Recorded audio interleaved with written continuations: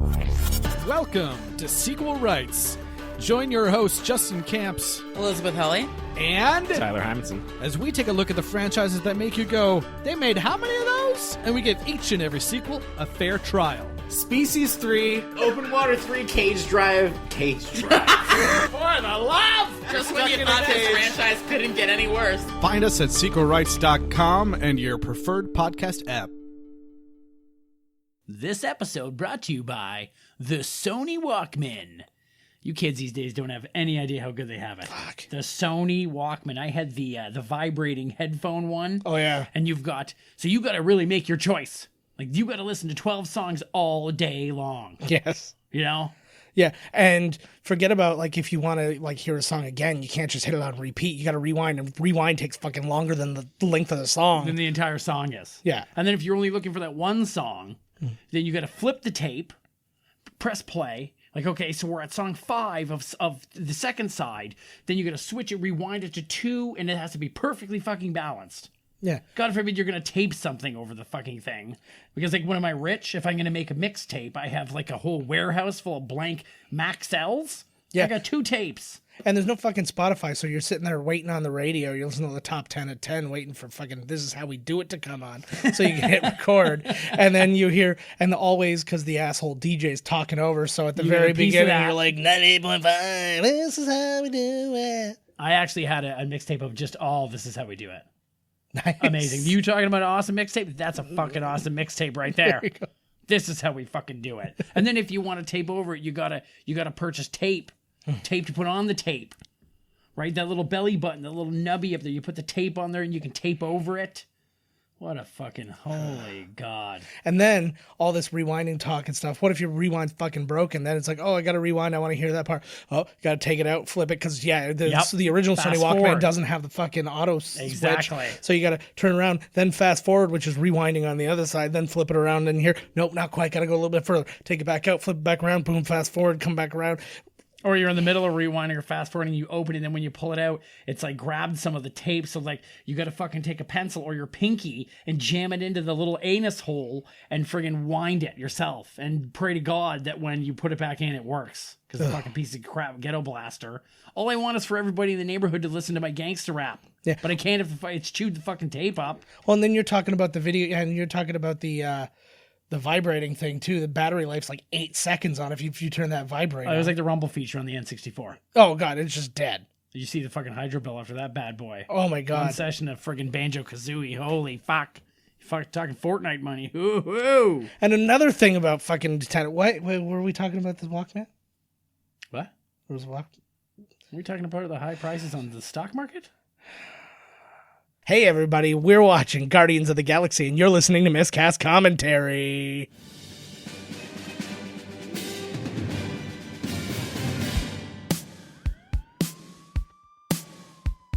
Welcome to Miscast Commentary's Movie Marathon. Before we get started, does anyone want to get out? With 2 guys actually crazy enough to get this done. And I have a bow and arrow.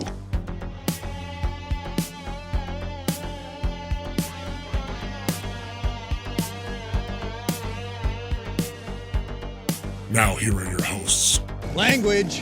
Joe Findlay and Todd Murray.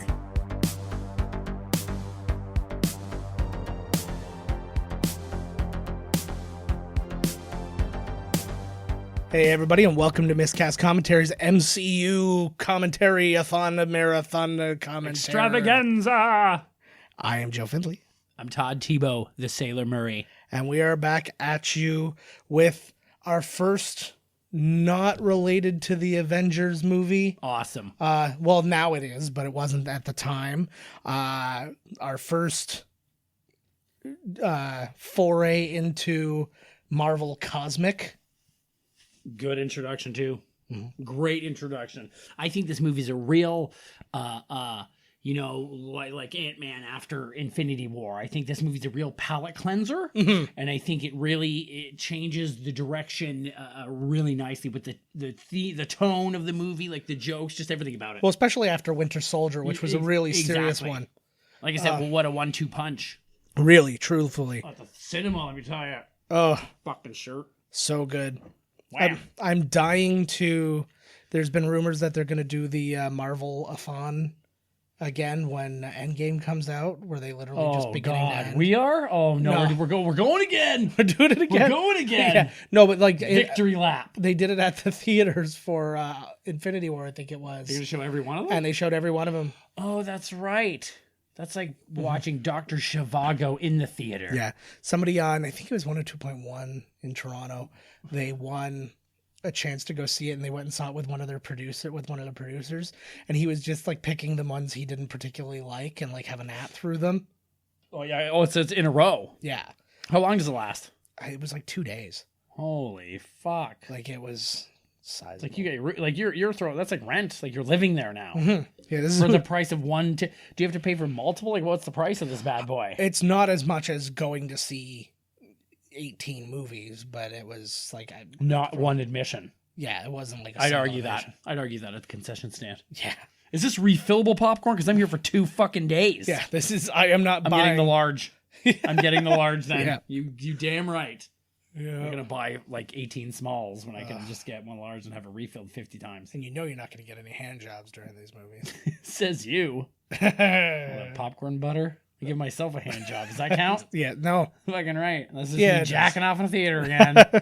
You're in the theater and you hear that, you know, Toddy Boy's in there. You're masturbating. I know you are, but what am I?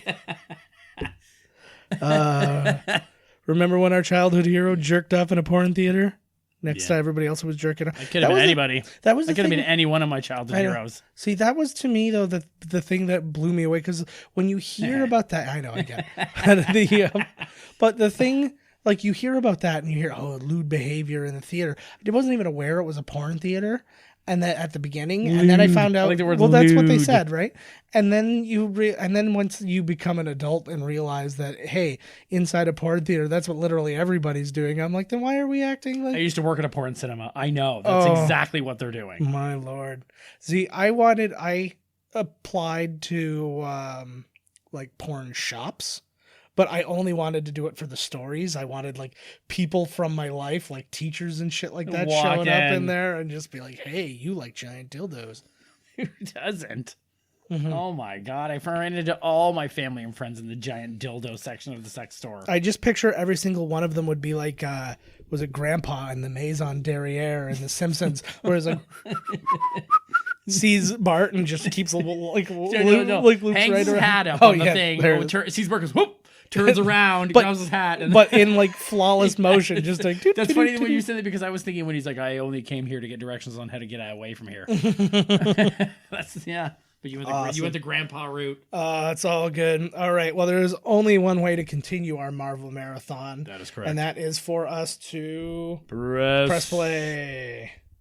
Press play. Play now. Play. There we go. Now. It's working. He pressed it. All right. I saw him just do it. He trust did us. it. He did it. This one times out weird because when you press play, it's like in black for a little while. And so, like, the Earth 1988 is up right now if it's not up for you. Oh, it's gone. There you go. So now There's a mellow pop song playing in a Walkman. very mellow. Oh, there's that Sony. Well, the original Walkman. It is. Used to be called the Soundabout. Apparently, that's not a piece of trivia. I just read it. What?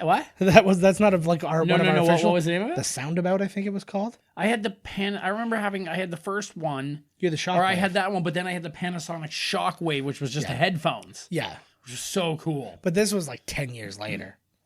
I thought that was James Gunn for a minute. I know this guy actually. I know him from Gilmore Girls, and he's not the only person in this from Gilmore Girls. He played Logan Huntsberger's dad. I know he's in other stuff, but that's where my brain goes, and I apologize. There's a lot of Gilmore Girls in this one. Well, there's two. Well, Because that's Sean, enough. That's enough for me. because Sean Gunn, James's brother, is also he was a regular on Gilmore Girls. Oh, well, wow. And while we're talking about guns, I say Fucking ban look them at all. this. Boom. But James Gunn, director of this movie, writer of this movie, he wrote Tromeo and Juliet for Troma. If anybody out there is listening, watch Trauma movies. Yeah. They're if you're listening to this podcast, then it's not going to bother you. Some, yeah, for sure. Some are much worse than others, like as far as not from like a tasteless perspective, but just like they stopped making a real effort perspective. Well, no, the thing is that you have to watch the ones directed by Buddy, not Kaufman. Hertz? Coyd. Lloyd Kaufman. Yeah. What did you say, Kaufman? Yeah. Okay, you were absolutely correct. Sorry. Lloyd Kaufman, yes. They have to be directed by him because they just slap their name on any fucking thing. I really give credit because I, honest to God, didn't know that the mom was played by the same woman in the two movies because like she's so emaciated here. It is the same woman, yeah. Is this the way you'd want to go with everybody surrounding you, watching you die like you're the Emperor in Dark Crystal? No, I do like that get the reference. fuck out of here. I'm dying. No, I would. Well, and all you know is like this is obviously the moment. Like they've been told, and now like that would be terrifying. I know. And then you have to have your one-on-ones with people. In Okay. I saw everybody as a group now, one-on-one. When my uncle passed, I went there.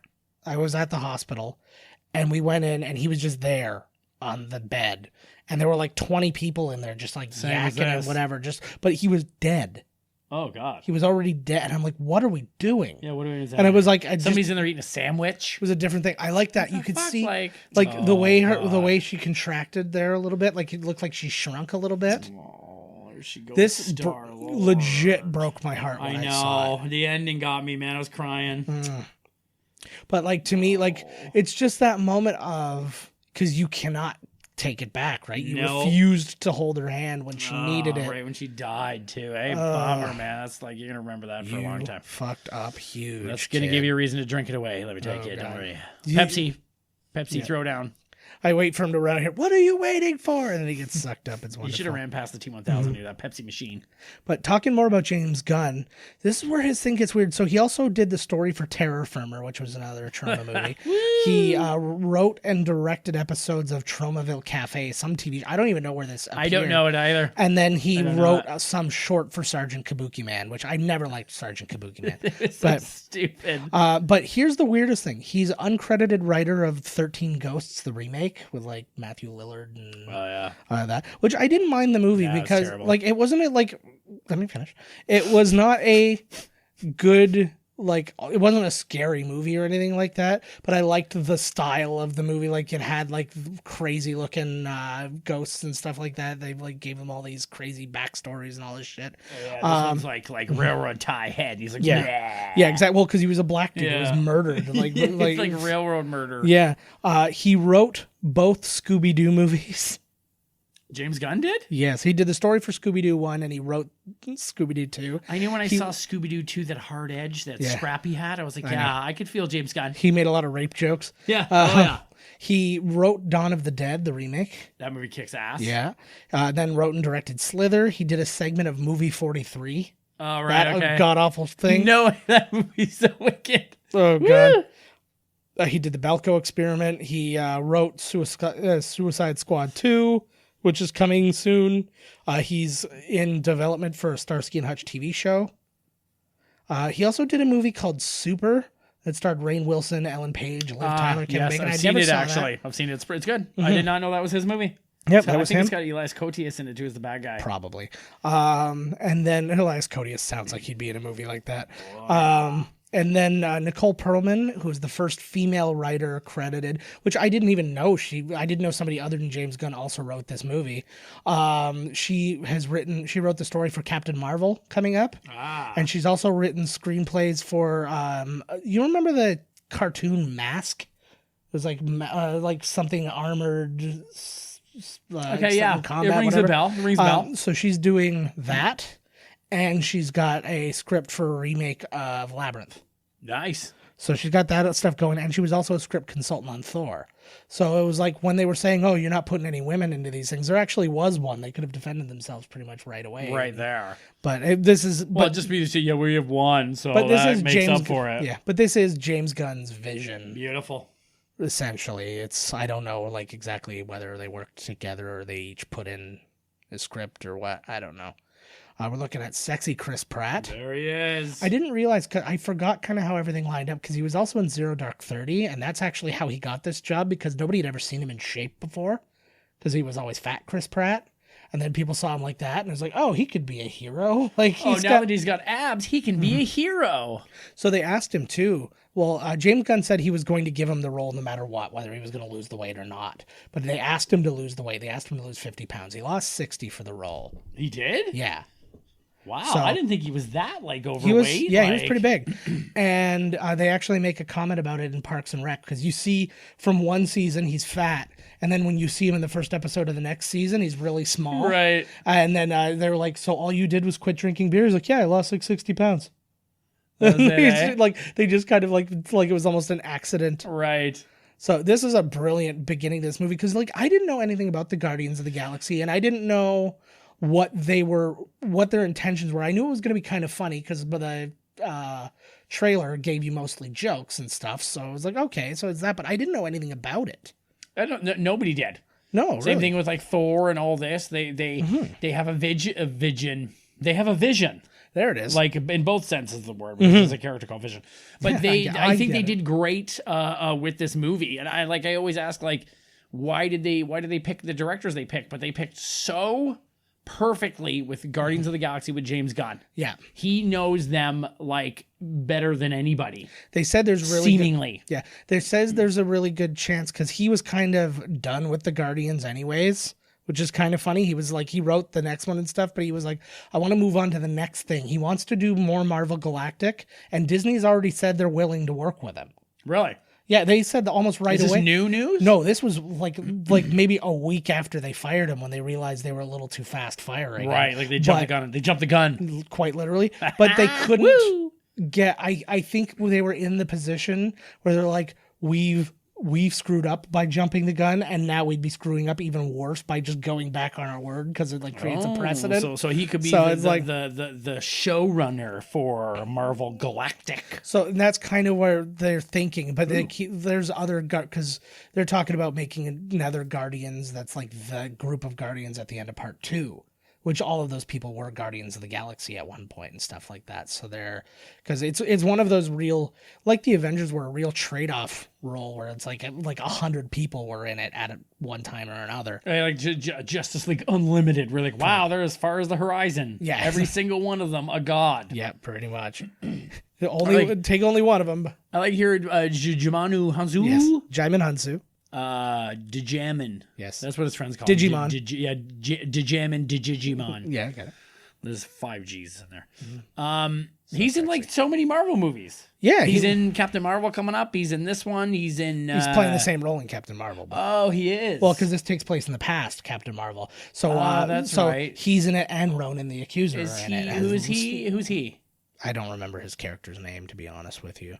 Oh yeah, Ronan's back, and good for Yeah. that. He must have been like fucking A. We're back. But yeah, Matrix, sweet Matrix. He's seen the Matrix, even though it's 88. oh hell yeah. No, it's the future now. It was 88 then, and now he's grown up. Oh right, But yeah, he still hasn't seen it. But he's lived in space, so he's not seen the Matrix because I You don't think think that it got being out in released space on that Xandar. you could get like at least some kind of a signal, like look at all this crazy shit that they have. Well, remember the satellites only go out so far. I like their little tools and like his little gadgets and stuff like that. They're really cool. Don't they have space TV? Maybe they're having so many awesome adventures in space you don't need TV. Well, you got to remember though, Earth's satellites are all pointing inward to broadcast to Earth. They're not pointing outward. Yeah, right? but with all this crazy technology, I'm sure that like an Omicron Persei 8, man, they were watching Single Female Lawyer. So fuck, come on. You make a good point. I know, right? Come on. right. These the special effects look good still. Yeah. So Pratt here, he was pretty crazy. Like I didn't realize how much he was in, and then I forgot about how much he was in as I was going through his list. He was in Strangers with Candy in his younger days. He was in Everwood, which we talked about last week when we had what's her face there from Revenge and all that shit. That they were on Everwood together. He was in the OC for a bit. He was in Jennifer's Body. Ooh. He was in Moneyball. Parks and Rec, That's obviously. right, Moneyball. He was the voice of Obi-Wan Kenobi in Connect Star Wars, the Xbox game. He was in Zero Dark 30, as we said. He was also in movie 43. He's got the Lego movie, and then this is where he's in his hot phase. He's got the Lego movies. He's got the Jurassic World movies. He was in Magnificent Seven. Jurassic World 3 is coming up, and a movie called Cowboy Ninja Viking. Oh, that's right. I thought they scrapped that. Apparently not. It's still under the announced list. Hey, is that the chick that Captain Kirk banged? Probably. But you can see she's wearing the shirt he was wearing as a little boy when he got, so he's got some clothes at least. Another thing that really helped this movie resonate with the fans, I truly believe, is the soundtrack. Oh, absolutely. The whole awesome mixtape was such a great idea, and Gunn, because this is part of the real story. This is from the... I own it on vinyl. Right. So this is the part of the comics. Like, I think he really mined from the actual source material, and he did a great fucking job. He's such a smart fucking writer. Well, They just mentioned the Kree Empire. Yeah. But he, his big thing was that he is, by making this soundtrack, he was trying to ground the crazy. Right. Because now they're in space where they've never been. Like, they've seen aliens come to them, but you've never been out there. So now you're out there, and it's like you need something to ground you. And it's such a mild psychological thing. That's weird. And it is. And it's like, works, this though. reminds you, this makes you feel at home while you're nowhere near home. That's a great idea, actually. Yeah. That's so why they're making the big fucking bucks. So he also, they used a lot of the soundtrack, and then they actually made the score ahead of time as well. So they could do it, so they could play it on set when they were doing things, so they would get the right, like, tone and mood and all that shit as they were doing things. I love Yondu. So that's Sean Gunn. So there's Yondu in the blue, obviously, and Sean Gunn is to his immediate left or our right, and that's James Gunn's brother.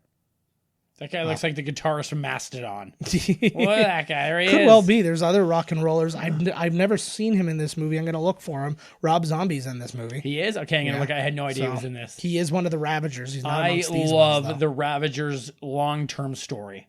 Love it. Oh, absolutely. They did not, why did they kidnap him? They were told to, and they actually explain it in 2. That's right. Exactly But I what can't. happened. Should we talk about that now or should we wait? No, we can wait.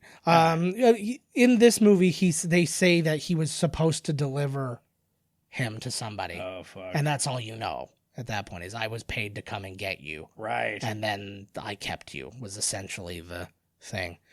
So here we got Lee Pace. Another weird career of like so many of our guys are in so many different what's the word I'm looking for? Franchises and stuff like that. And I know it's hard to not be now because everything's a fucking franchise. But he was in the Twilight Breaking Dawn Part 2, who was really one of the only interesting characters in that. He plays like a Southern guy, and so he was there for like the Revolutionary War and all that stuff, and like he was right. But and he's one of the only people who you just see kill a human, like one of the only good guys who you see kill a human in the whole thing. And then he was in the Hobbit movies. He was Thranduil, who was the Elf King. Oh, no shit. So that's him. He's got to fill the machine up here with blood. Was one of the better acting roles. Like he really, really hammed it up in that movie. Dude's got a lot of blood coming out of him. Oh, yeah. Like, holy shit. Absolutely. There's Nebula. I was so shocked when seeing pictures of her out of this makeup. I was just looking at her again today because she's like a redhead. And all that she stuff. was the girl in Jumanji. She's in Jumanji. She's also in Doctor Who. Yeah. In the Matt Smith Doctor Who's, if anybody cares enough to know which Doctor cares enough to want to know which Doctor Who, but doesn't care enough to know that information already. Like, I feel like that's a very small Venn diagram. Right, like you're not telling anybody anything new, and anybody who's hearing it is like, who cares? It's like, who gives a shit? Exactly. Right. It's like pretty much this podcast. I was going to say the same exact thing. High five me. Yeah. She's hot even as Nebula. I think she is beautiful. Oh, she really is. I think Nebula needs to just stop all this crazy screaming and bones coming back together and just get a little tea here, man. I'll make you feel good, girl. I'll make your broken joints feel real good. Todd's body was literally built for broken women. That's right. Emotionally and physically. Yes. I'm not. Woo. I was trying my best not to say. Yeah. But Xandar. I like that the land is also shaped like their star. It's like something that fucking would happen in Abu Dhabi. Like you go there and this is not Abu Dhabi? Actually, that's pretty fair. It is not. It's been a long time since I've seen this. Actually, Me too. Absolutely. That's I was really when I said, "Hey, what are we watching today?" You said this one. I was like, "Fucking A, what a good one." So we're talking here now. To me, I don't know what your opinion is on this. There he is. They actually changed that. He was originally supposed to be Stan Lee's appearance was supposed to be in the Collector's thing, but they didn't want him like jailed or whatever, so they changed it last minute. Didn't want him By the jailed. way, they had a really nice thing. I just watched Spider-Man Into the Spider-Verse today, and they had a really nice little thing for him at the end, which like got me a little emotional. It was good. Little tribute thing. But anyway, so we're talking about these guys. Are they not to you the biggest wastes of money in this movie? Oh. Bradley Cooper and Vin Diesel. Yeah, I don't know how much they got paid for their voices. They do a great job, but I guess Vin Diesel definitely. Anybody could have said, "I am Groot" for fuck's sake. And you synthesize it, and then when you think about, he's the voice of Baby Groot too. And he said, "I am Groot." So you're just running it through a fucking like a synthesizer essentially. But but Bradley Cooper said he made more money doing this movie than Silver Linings Playbook and the first Hangover combined. That's hilarious. So and again, you could have gotten just to literally be the voices. Yeah, and you could have got literally anybody. Michael Rooker actually wanted to be Rocket. And got Yondu instead because he knew he was getting he knew he was going to get a James Gunn movie. I think that people like Rocket a lot, but I think Yondu was a much better role in the first two movies than Rocket got.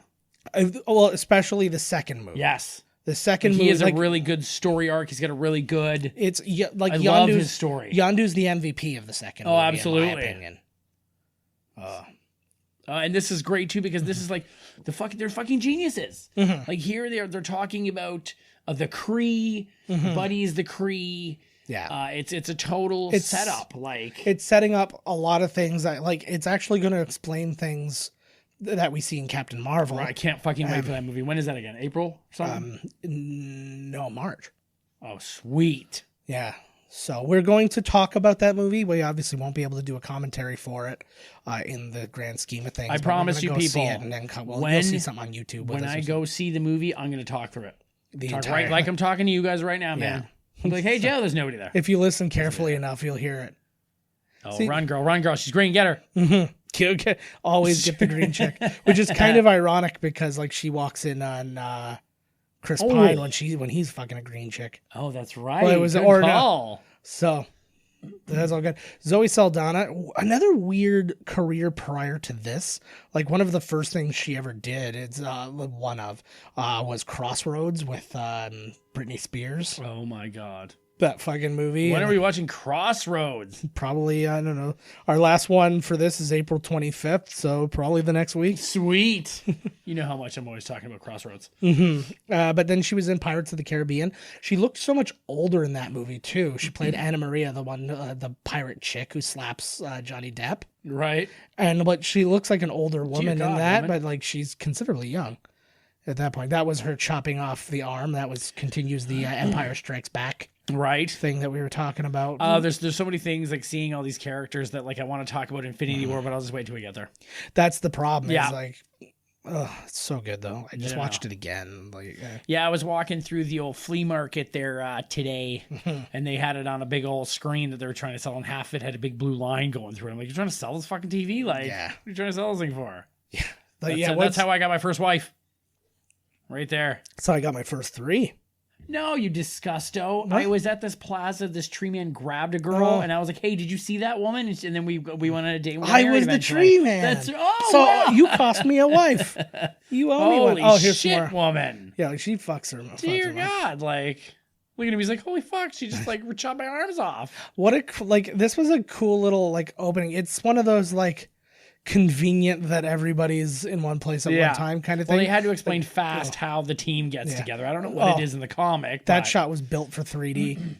That was the extending of the gun. Right. It's just he's kicking his arm. Groot is a really cool character. Yes, he is. Vin Diesel actually said it was really kind of as dumb as it sounds. I kind of get it. Said it was really therapeutic to play this guy because he played Groot just after Paul Walker died. Yeah, because he's such a method actor. No, but I'm saying he did it just after Paul Walker died, so he was kind of depressed and all this stuff, and he's and then you play this innocent, even though you don't have any lines, he's coming from a place of just love of life and interest, and just innocence. He's it was kind of really nice to play.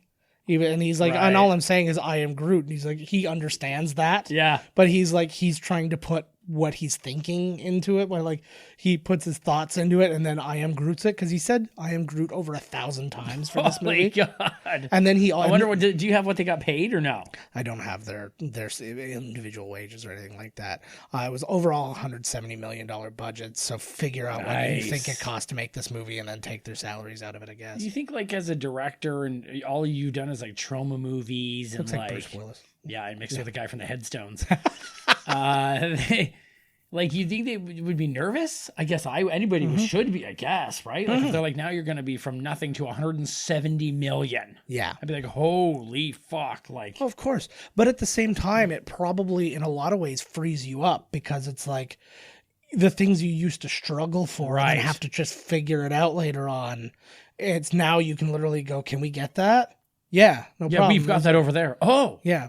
Yeah, we anticipated your needs and we already have that. like you were saying before, and the other one, there's Thanos. Yeah, well, he is the daughter of Thanos. Oh, damn it. I was trying to see the rest of the There's so on the, much. on the right side there was a bunch of characters. You and, have to. It was Gamora, Nebula, and Ronan. his arms little growing T-Rex back. arms I love going. But like it's so much stuff too. Like you can see, like there was another name. There was something Lark was one of his other people, and that was like another character who from the Guardians of the Galaxy. So many. Like I'm trying to read all the different things. Yeah, You're trying to bunch see of so many assholes. things. So that's Peter Serafinowicz who just said that. That was improvised, that little middle finger bit, which they showed for the trailer at Comic-Con, but then they covered it up in the trailer, Right. like for TV, and they put that like obscene gesture thing, like made it look like the Glass did it. Like the glass did it. Well, I kind of like always that. I thought blaming- it was a funny joke though. Like it was kind of neat. But yeah, Peter Serafinowicz, who we just had there, he's currently the Tick. Is also the voice of Darth Maul from Episode 1. Really? Yeah. The Tick? Yes. Fucking then- Darth Maul. The Tick's the man. And then he was in like Shaun of the Dead and Run Fat Boy Run and The World's End and stuff like that. Wait, so what's in the Maltese Falcon sort of vibe? What's the what is it again? Is it the? It's not the Tesseract. It's the No, the orb that they have is the Power Stone, which I just read today. I just read the headline because I thought it was going to try and tell me what's going to happen in the next Endgame or what they think or whatever. I'm trying to read nothing. I'm trying to read nothing. I avoided And it. it like said the plague. something about. Yeah, I shouldn't even say it. It might be like it might draw us too close to the. That's the problem. I don't want to hear anything. I know. That's why I was like, I'm not even. We're even seeing the headline. I was like, fuck. Like, See, there's one big it's all rumor just right now. speculation now, though. Yeah. Are you All gonna right, say just the say- time just split? You're gonna say speculate. the time split? No. Although I do think that's going to be a thing too because Yeah, because I've heard they a were lot of saying things. there's a big thing on the internet where it was split in two. Yeah. The timeline. Yeah. And then what was the other So thing, too? now there's even more Spider-Mans. Yeah, and then there's also rumor, which I don't know if I sent this to you or not, but there's rumor that Hugh Jackman's Wolverine is going to be in it. I heard they saw him on set. Yeah. They saw Hugh Jackman. But that could just as well be it'll just be a one visit quick the set. thing, just because now they can have the X-Men in it. I would love nothing more than a billion small little things like this fight. The final fight should be taking place all over the world, and you should like cut over here, and the Avengers There's are here, Wolverine all and of you a cut sudden, over there, yeah. and there's Wolverine, and you cut over here, and then it's the Defenders who are currently not on TV shows anymore. Mm-hmm. Like that would be amazing to just see all these different Marvel people, Agents of Shield. Like you just literally Look, every they're property. 60 pounds down. Oh, if you have to have the shirt off scene, yeah. what can't we just have one one dude with a gut? Can we just have one superhero? I think Lobo might have a gut. Well, he's a little more into that now because in Infinity War they make fun of him being fat. Oh right. Right? He's getting a little. Oh, that's right. They do. He's getting a little. It's a little pudgy. Yeah, and they're like, But you're one but sandwich according away to from them, fat. pudgy is like 1% body fat. Like you big fatty. Wow. Well, it's You ate something today. Ooh. they're just going by like health body index and stuff like that. Like Because that's a real standard of life. We can all achieve that, no problem. With her she's reading one of those Hallmark holographs. She doesn't even know those people. She's just very sentimental right now. I know this is like a cool. Oh, jam. look here. Yeah, There he this is right great. there, Lloyd Kaufman. Lloyd Kaufman. That old guy yelling murder or whatever. That was the man. Yeah, so little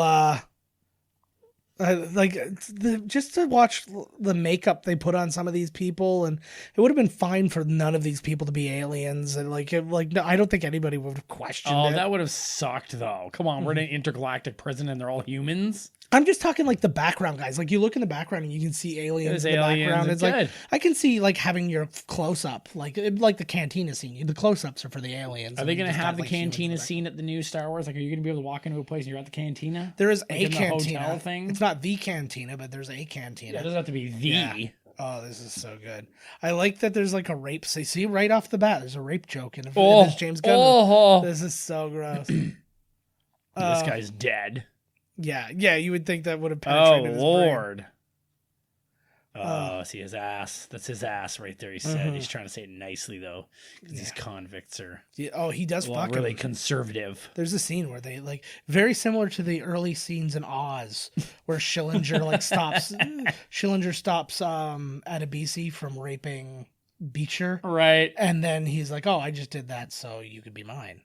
Oh, you're like, getting raped tonight, but just not by him. Just not by me. him, because I'm a racist. Yeah, and I will be much nicer about it. And I know he would not be. He's a Nazi. And so they did also cut out the scene where you see Rocket Raccoon's full-on penis just peeing into a bucket. Yeah. That would have been amazing if this would have just been a hardcore. Like They should have. Should have been like a Deadpool R. Ooh, he don't like her. It's They kind know of who fun. she is. It's interesting seeing this part of her story now that I've seen the future movies and Right. stuff. What's that guy's problem? I don't know. Uh-oh, there he is. Dave Bautista, who would have thunk it? As Drax the Destroyer. Perfect. He's the perfect He's body. and absolutely stuff. perfect. He actually, apparently, when he found out he got the role, he just like broke down in tears and stuff. And I guess he hired an acting coach to like get him through, which is good. You know what? Like people would shit on you for that. Be like, oh, you get this job and you have to go get an acting coach. He took it seriously enough that he wanted to get like... No, like, exactly. He felt that he needed a little up his game there, and he did. And the thing, too, is they all go to fucking acting, but they all went to acting school. Same thing. That's an acting coach. Yeah, exactly. What the fuck, like, you it's know? like, maybe they didn't have one on set. Like, Marilyn Monroe had one on set, but it was like... Oh, God. Nobody was shitting. shitting. Disaster. Just whip your tits out. Well, because they had, like... She was with, like, Lee Strasberg and shit like that. So, Yes. like, that was, like, hardcore. She's, like, the one. But to have him on set, or to have Lee Strasberg on set with you is just, like... I read somewhere, too, that there was originally going to be a one-on-one fight between Drax and Thanos, but they scrapped it. Yeah. Well, I mean, there's still chances for more, right? But at this point... Oh, yeah. He's gone, right? Who? He was erased. Yeah, but Yeah. again, do you think they're all going to come back after the end, or they're going to come back well before the end? Sure. Right in the middle. Exactly. So his makeup, I didn't really... I was trying to gauge if it was a lot of makeup or a little bit of makeup. Like, was it just I think like it's a spray lot. paint? It is a lot, and I Yeah. found out it took 5 hours to do, and he had to stand the entire time. Wow. So imagine like an early call. You've got like a 3 a.m. call, so you can be on set for 8. Oh, he's used to the torture. He's a wrestler. Yeah, but still, like that's a lot when you're tired and you're doing 16 hours. And then you got to do the whole day. And then you got to stand up, and basically he had a rail on either side with like a tennis ball on top, and he just like put his arms on that and just like stood there for 5 hours while they did this to him. Sweet. Let him hook me up for Comic-Con. 12 hours in the chair. Jesus Christ. Couldn't imagine. Now, don't get me wrong, I do it. 7 hours is the penis prosthetic. Yeah, exactly. The rest of it was really easy. You actually. never see it as like, I will not feel like Drax the Destroyer. Unless they get a Mondo cock. Yeah. Oh, yeah. Happened to me, bro. I've been stabbed. He was fucking a lot of alien chicks. I wonder if the Kree girl that stabbed him is going to turn out to be Miss Marvel. That would be amazing. Yep. You ever seen Ascavarian? Why would he have sex with an Ascavarian? Why not? He's like Captain Kirk, man. Just go for it. Do it for the... What did you say, like, on your deathbed, I had sex with whatever the hell he just said? Yeah. Laskavorian. Yeah. So they were looking for a lot of people, obviously, or through a lot of people when they were auditioning for Star-Lord. They looked at Joel Edgerton, Eddie Redmayne, Lee Pace actually auditioned, Wes Bentley. Wes Bentley. Wow, I haven't heard his name in a while. Garrett Hedlund. Who else we got? James Marsden. Crispin Glover. Yeah, he was there. Hey, man, Joseph Gordon-Levitt. Nice. Aaron Paul. Glenn Howerton from, what was it? Is Glenn Howerton Always Sunny? I don't know. I think that's him. I do not know. And then John Krasinski.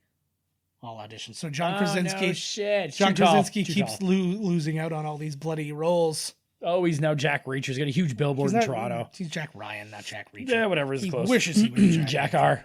Yeah. Jackie R. Jackie. Oh, Drax. My favorite moment, though, I heard Chris Pratt stole his. Oh, this is one of my favorite lines from the movie. That was my favorite knife. Poor guy. But just wanted to kill a woman in prison. yeah, Chris Pratt apparently stole his costume after the movie was done because he wanted to be able to bring it with him if he was doing hospital visits and stuff like that. So I think they can't bust you on that once you do that. They're like, You're why did you steal it? I'm sure with all the money he made, he could have just got a new one.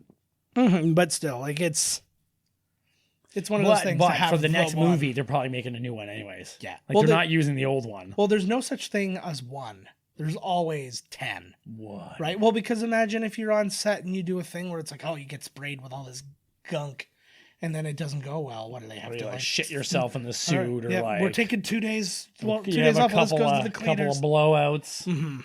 That on-set catering is hell on your bowels. Oh hell yeah! Who's he yakking to here?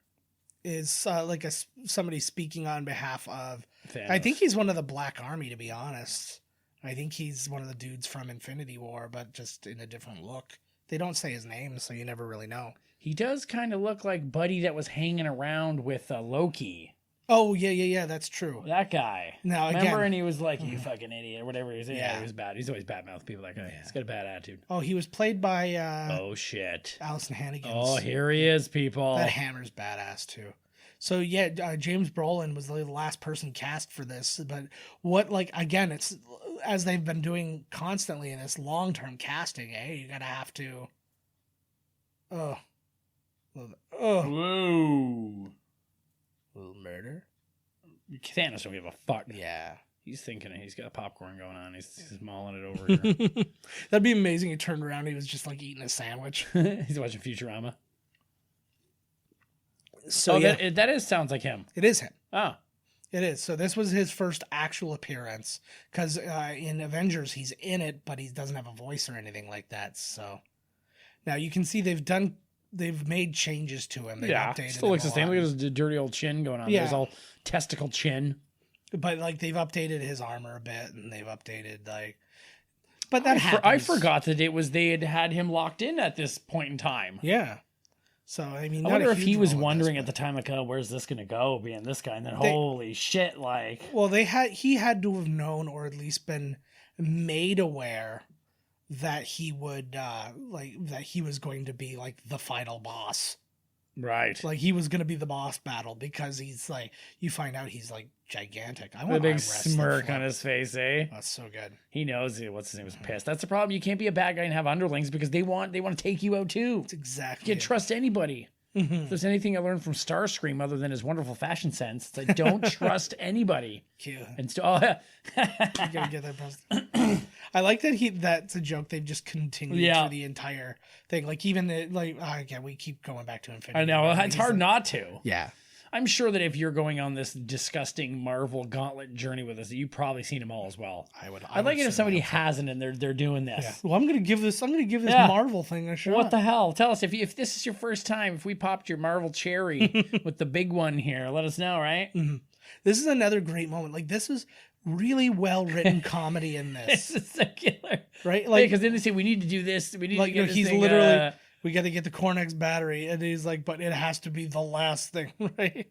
Oh yeah. Look at Drax is just standing there watching him the whole time. They're looking around so much. He's like, can I just yank this right out of here? Yeah. We close, definitely need to close. get that last. Oh fuck yeah. I think everybody was surprised at how awesome this movie was. Oh. Well, now we're getting into like, okay, it's Marvel. It's probably going to be Yeah. half decent. Like, it's not going to suck, but I think the level of fantasticness of this movie was like, wow. Oh, absolutely. Because again, I didn't like when you don't know something about a comic book character, you just assume it must be shitty. Right. Because it's like, why, like without reading a comic, I know everything about Batman and Superman. It's and all not these different Spider-Man. people. It's not the Hulk. I don't know who this is. Like, fuck exactly. it. So, but like, then you read about this, and then you start to read about their lore and stuff, because we talked a little bit about it with Iron Man 3 or Iron Man 2. Right. He was supposed to be in this movie, but was in that kind of place where he's like, I might not do any more Marvel movies, so they had to write him out of it. He wasn't going to be like a huge role. It was going to be a very small little like introductory, hey, I'm also a part of the Guardians of the Galaxy type thing. But so are a lot of people. Like there's other small characters in this that we'll see later that are also part of the Guardians of the Galaxy in some point or another, and then they've like mentioned dozens of people essentially who are like, oh yeah, he was a Guardian of the Galaxy. I dug his His shield? stick shield there. He was Thorin Oakenshield. I wonder, do they know sort of like Kevin Feige? Yeah. Feigeo? Yeah. Does he know like what will resonate with people? Like thinking, you know what I mean? Like, because we never heard of these characters before, so he must be like, you know what? I think people would like the Guardians. Let's do Guardians next. Which would then bring us into the cosmic side of things, which opens up possibilities. And I wouldn't put it on one man to have made a decision. but I just mean Marvel in general. But well, obviously, that had to have had. Like, I mean, I don't think that these are stabs in the dark. I wonder with the other ones that they've nixed. Like, they got a whole board. Okay, who do we want to do? Who do we think? And then I'd like to see the breakdown of why. I'm sure there's a lot of whys and a lot of everything. Like, there's probably like, oh, we want to do, like, they probably want to do Captain Marvel at another time. You know what? We're gonna need that down the road, right? And that's gonna be a thing. And now, because she's essentially the hero of Endgame, we don't know that yet. Although we don't know, but like, it's going to be Hawkeye. She's clearly she's the impetus at this moment because of the end of Infinity War. She's the one they call on to save the day. Like, you know, it's like, oh, we need somebody to help us. She's the one I'm calling. So. Oh yeah, they got some splaining to do. Yeah. All right. And I'm sure like everything was held to a certain point where it's like, oh, what about Ant-Man? Ant-Man was one of the original Avengers. And we've done 2 Avengers movies. It's like, no, we're going to need him. We're going to need him at this point, and we're going to find out a different way of doing him and all that kind of stuff. And so, I mean, it's very carefully planned, and I think some stuff worked incredibly like out of this world well, like this and like the first Avengers movie and stuff, and then some things maybe less so, like your Thor 2s and your like Avengers 2 and like, well, but that still made a boatload. I'm interested to see Avengers 2 to see, because like some of them have been better than I remember them. Well, because now we have so much context after the fact, right? Too, right? Exactly. Where it's like, oh, this not only maybe is this not as bad as I thought it was the first time or whatever, just on gut reaction, but now I'm also seeing that it had a million things to do with all the connecting pieces and like that's a little thing. And it's like the way I get through like the Star Wars prequels and stuff, when it's like you put it, if you look at the movies in the context of, I always say, look at it in the context of they are the Emperor's story. They're not They're not Anakin Skywalker's story. That and guy's then you dead, Groot. Oh, Jesus. Yeah, just the G-forces of how quickly he was pulled, just like splashed his brain. Yeah, I'm surprised his innards aren't still in the booth here with him. I like that they didn't make him wear a shirt. Like, as I picture, I want to see like one of those Marvel one shots where they're like, no, you have to wear the shirt, and he just like kills the guy. He's like, all right, don't make him wear the shirt. Yeah, right. And like, also, he's Drax all the time. It's really Drax. It's not, Buddy playing him. It's Drax. No, I was just talking like the jail, because everybody else is wearing the uniform, right? Oh fuck! He has been at the foot. Now that you're his team, I have a feeling that these guys are going to have to learn how to work together.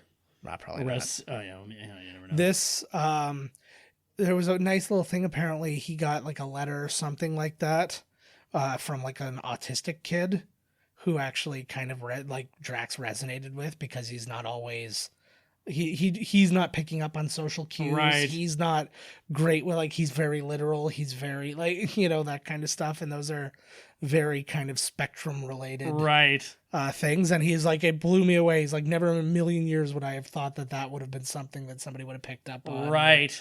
He's like, it's not like he was trying to play it autistic. He was that's just Drax. Maybe Drax is slightly space autistic. Space autistic. Whatever they call it when you're in space. Yeah, I think that's it. Or do they call autistic people here Earth autistic? Ooh, that was a gob. Yeah. See that? I'm always like, I'm terrified of spitting when I talk as it is, but the last thing I want is for it to be in fucking high def. You imagine watching this movie on IMAX and watching a 6 foot tall like goober come off your, like, that's why they got the 3D porn going. That would be my luck with oh shit. Nice, I love that. But that would be my luck with the you gotta let go of everything you're holding on to, because you just can't fathom what it like. It would probably trip you up for a moment though, right? Maybe just enough to make them go after your gun. I love how, like, in space movies they just fuck with gravity however they see fit. Yeah. They're just like, well, because some people have been pretty smart about it and they create like the rotating thing, which would actually create false gravity. Right. And that kind of stuff. I'm like, oh, that makes sense. But this thing's just floating out there, which means it wouldn't have had gravity anyways. It's like, oh no, we just turned gravity on. You can turn it off and on there. Oh, okay. This scene reminded me of like in I don't know what Superman it was, where they like reverse it. So when the bad guy goes into the other dude from his planet. Remember he's fighting the three of them, Superman 2. Oh, yeah, it was 2, yeah. And then they go in the booth and he's like, actually, I reversed the polarity, so now they're like regular humans. Yeah, like it's I was like, holy fuck. Just They're getting out of here. Well, and they Breakout. went back in time when he did that. That was the first one. Was that the first one? First one, he went around the planet so many times that it reversed. That's all very stupid to me. Man, there's so many murders in these movies that no one. Those guys just worked on the place. I know. Like they just were workers. I mean, you don't even establish them as like crooked or some shit. It's just a paycheck. They just look like maintenance men to me. Yeah, exactly. And you work at the prison. Yeah, I know. We're celebrating all the cops on Xandar. Because you don't like. We're supposed to sympathize with the bad guys here, who are the good guys. There were other bad actual inmates, and they're causing chaos and murder. You got it. So that's a prison ride for you. Yeah, I don't know what else to tell you. But so he said his ship was called the Milano. It is based on Baby Coffin. No, I like that. No, Peter Quill's childhood crush was Alyssa Milano. Ooh. So they're like he had a crush on Alyssa Milano. So when he gets his own ship, he names it the Milano. That's really coincidental because her as a child is my crush. Yeah, that's weird. Before it works out like that. Yeah, but the second she takes off those like boyish overalls she used to wear, I like his gear. I like his head gear. Mm-hmm. It's pretty neat. Like I never really understood it. Like it would make sense. It's like, oh, he needs it to breathe out in space or whatever. But then he's wearing it here. I'm like, is it also like an Iron Man? Like it's helping you aim? I'm thinking I think it is as well. Like a heads-up display. Yeah, I know. Well, the eyes look like they do all types of shit. Yeah, so I was Probably like, see him coming around the corner and. Yeah, I just never had any real rhyme or reason as to what exactly it was doing. Obviously the breathing apparatus made the most sense, but then some Humie. Yeah. Smart. You got tricked. Oh, fuck. Such good music in this. Like, I had a pina colada yesterday. It was terrible. Did you get caught in the rain though? I wish that it would like drown it. This guy's fucking rocking his tunes, sucking all the battery out. Where does he plug? It's batteries. Where's he getting all the batteries? I imagine he's probably, or somebody he knows has probably engineered it to like be able to accept something in space. Like some kind, like he's got a Cornex battery in there and it's just running forever. Yeah, it could be space batteries, which are like they last for a millennia. Well, they use or your money back. Yes, exactly. Yeah.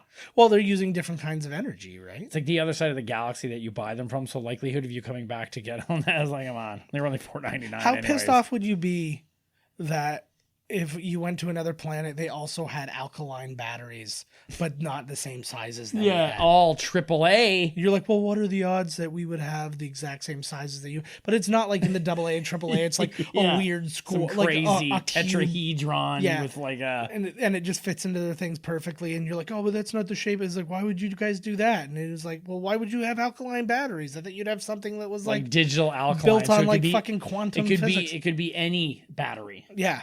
Like you put it in there and it's like holographic like the One Ring battery. That fits whoever That's needs exactly. That's the, like there's one size fits all underwear I bought. Mm-hmm.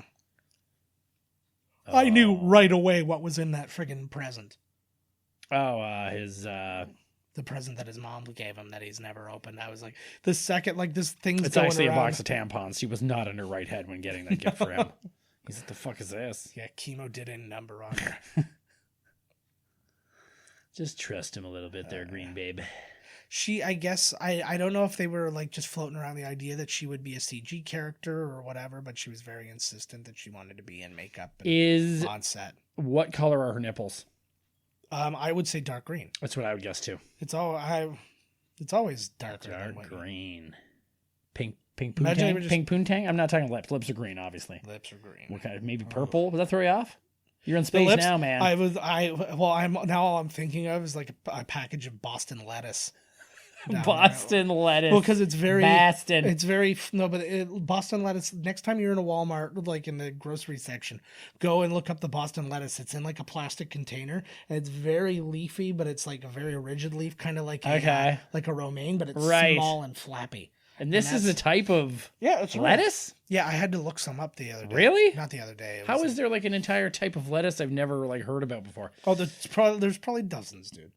Dozens? Dozens. Iceberg romaine, now there's Boston. And there's like 30 Oh, and there's that others. one that looks like they ripped it right out of the cracks of the sidewalk. Yes. That fucking one. Tastes like Brass. tastes like dirt. It looks like that looked like the leader of like the fucking what's the name of the people from Mad Max Fury Road? That looked like a Morton Joe. The one I don't know what do they Morton call Joe, them? The Ragers or I something? can't don't fucking know remember. what they're Something called. boys. The boys, Beastie Boys. the nasty boys. That'd be amazing. Yeah. Smell my armpit. Well, look at her makeup. Probably took a long time. It looks like too, man. Lee Pace is he's a cheesy actor's dream. Like it's not that it's bad acting, it's just such scene big, chewing. yeah. I will cure it. And he does the same thing in The Hobbit, where there's a thing because they're basically saying that the elves need to fight too and stuff like that. And then he like does this thing where he's like, oh, and like you see his face melt away. He's like, you think I haven't dealt with the orcs? And you see that he's actually been fucked up by the orcs. And then he's like, and he's like, waste away in prison. He's like, 100 years is a mere blink in the eye. I can wait. And it's so, but at the same time, it's really effective. Right. This blew He's my a mind. stage actor. I love this thing. Yeah, I did not know what that was. Originally, I guess because Yondu has like a mohawk in the thing. Yondu's also not a Ravager in the comics. Yondu's like a tribal warrior who's just bless you. He's just an archer. Oh God. But we're all over the place in this movie. Oh yeah, this one is all over the place. I like it. Yeah. So Alex, is that the pink girl that you bet? And all she was in. Thor. The ending. Oh, of Thor hey, there's one of those. 2. Dark Elves. Dark Elf. Yeah. It's just that's- it's actually some guy they took from a Comic-Con. Yeah. It's like I keep telling you, I'm not a dark elf. It's no. I'm Nosferatu. No, but I'm thinking what the deal is here was that the they had the Dark Elf there to tie you to, hey, you saw this last in Right. Thor 2. That looks boring as fuck. What's he doing in there? Even they even let the guy out to walk around and stretch his legs. Not collecting. He's, Like fuck, man. he just has a collection. He doesn't really give a shit that they're exercising. What the hell? It could be a fat There's no dark elf. rules It's here. still a Like, so dark elf. the commissioner, they got to show up here, man. It's our first head of a celestial. Ooh, look at this. I forgot about this. Now, is Galactus a celestial in the comic universe? I don't know. This I information. do not know what Galactus is. Because I was reading a little bit when I was doing the research on this, and it was saying this is the first celestial you see in the Marvel Cinematic Universe. And they said that basically these things were giant creatures that were going all over, like for good or evil. Like some of them were good, Some were bad, some were good. bad. Yeah, they're like a race of gigantic fucking things. That were just kind of like overseeing the universe, which would be kind of awesome if you could see one. If you watched another galactic movie, like even in Captain Marvel, if you saw one just kind of floating by, like it's like 5 times And the winks size of at the you. sun. Wink. No, it doesn't even have to do that. come but just on. but just the idea, because like people would be like, "What's that?" And you're like, "Oh, that's It's a Titan. just yeah, he's basically a Titan." Just and so overseeing there, this, like, and so wait, so was Buddy one of those? His dad? Star-Lord's dad? No, he was a Celestial. yeah, that's what that's what this giant thing is. Is it right? But what he was like the first kind of thing. It was how he sells it, anyways. Right. And so that's like he basically made what form he chose. You know, like he was the Right, form that's of a right. Planet or So are these guys tougher than Thanos well, if they were around? I- Because he's a Titan. Thanos is Yeah. Thanos is he's given himself the moniker of the Mad Titan, whereas those things, I think one-on-one, I think a Celestial could beat Thanos. Maybe not with the Infinity Gauntlet, right. but Because they look like they're pretty fucking big. This whole world is inside this dude's head. well, then yeah, that's not just pretty big. His head is the size of a planet. Holy fuck. Imagine- Where's the rest of his body at? Imagine the rest of his body was only 6 feet tall, so they were just giant bobbleheads. They all looked like fucking Funko Right. figurines. Oh, was this one of these little guys that he was singing on? And look, Groot's like, what Yeah. the fuck Well, there's a is lot of- this? There's a lot of different things. Yeah, it's like, what kind of devilry? Yeah, like what the? Oh yeah, Groot is not into this. He's a vegetarian. yeah. What's happening? Like that guy's playing it up. They all look like characters from they look like those things in Star Wars Episode 2, like when they're in that like arena about to be Right. eaten, and they Yes. we just got to invent 3 different types of monster. That's what I felt like those things were. It's just them Just throw something inventing in different there. types of monster. You know what? Go nuts. What am I supposed to do with this monster? You kid, just do it. Yeah, you're already fucking working. They fit on so a just go table. for it. Go for it. Huzzah. Make it like a mouse. Make it like a fucking What's with dragon. I all don't give a the shit. like the sparks flying around? Well, because they're mining the head. For Is this all of supposed to its be like also junk. that like sparks are flying between these two characters? Or Oh, no, I think you're supposed to think they're in the Poison video. Skinny. Pop, pop, pop. Was that Poison? I don't know. I don't know Warrant. what. I'm. Doesn't matter. I'm so shit at. I'm sure that I want to say it was Skid Row. even at their I'm own saying that. concerts, like they'll mix it up. They're like, wait a minute, this isn't our song. This is Skid Row. Yeah. Are we Poison? Who are we? We're Quiet Riot. Why are we singing Dr. What the Feelgood? fuck is going on here? Every rose has its thorn. You're not him. Yeah, what the fuck? I That'd be get it. great. That'd be the best concert anybody's ever I feel seen. like that's what that concert in Welland is going to be. Yeah, oh my god. Did you That hear sounds. about? Yes, I did. Oh yeah, we did talk about I that may last be week. performing as Vince Neil. They said I'm not fat enough. I like that she just. I don't know if it was on purpose, but they just kind of sell her as somebody who doesn't dance, but she's actually a ballerina. Like in real life, so Oh, in real life. trained ballerina. Footloose. Mm-hmm. Oh no, that poor girl. Poor Starlet. He's got a lot of splaining to do, let me tell ya. So I guess originally Olivia Wilde was supposed to play Gamora, but she ended up having to turn it down. Is she still married to Jason Sudeikis? No, that. Oh yeah, that is Olivia Wilde. Yeah. I was thinking Emily Blunt, but Emily Blunt is John Krasinski. Krasinski. She's like, get those things off my goddamn head. Yeah, they look disgusting. Those used to be white headphones that are now yellow. So get them. Do you think she likes it perfect tune because it's a woman singing about love? Well, I think there's a man in there too. About love. Is this Captain Tennille? Yeah. Oh, the captain just died. Like What? Yeah, like just like a few days That's ago. maybe from why as they're in we're my brain. shooting this. It might be in my brain. He's moving fast. Yeah, yeah. It's very presumptuous. She were Girl, in a you fight- can sweep kick me any day, girl. Their fight scene from earlier, when they practiced their fight scene originally, they wore like body armor. So they could kick each other and hit each other for real. He didn't wear that body armor underneath his costume for the actual shoot and forgot. Well, didn't forget, but just didn't tell her because he didn't want her to like hold back because he wasn't wearing it. So she kicks him square in the ribs, and he said he had a bruise across his ribs for the rest of the shit. Oh, Drax versus drunken Drax versus Gruder. Oh, Fuck. Yeah, Drax, come on now. Yeah, he's gonna blast. do you some with that, bud, murder. There was one person still kind of cheering on. It was just kind of coming down. Like they're still cheering on. Look, you could see the fist pump go. Yeah, yeah. Yeah. These dudes that came together are fighting.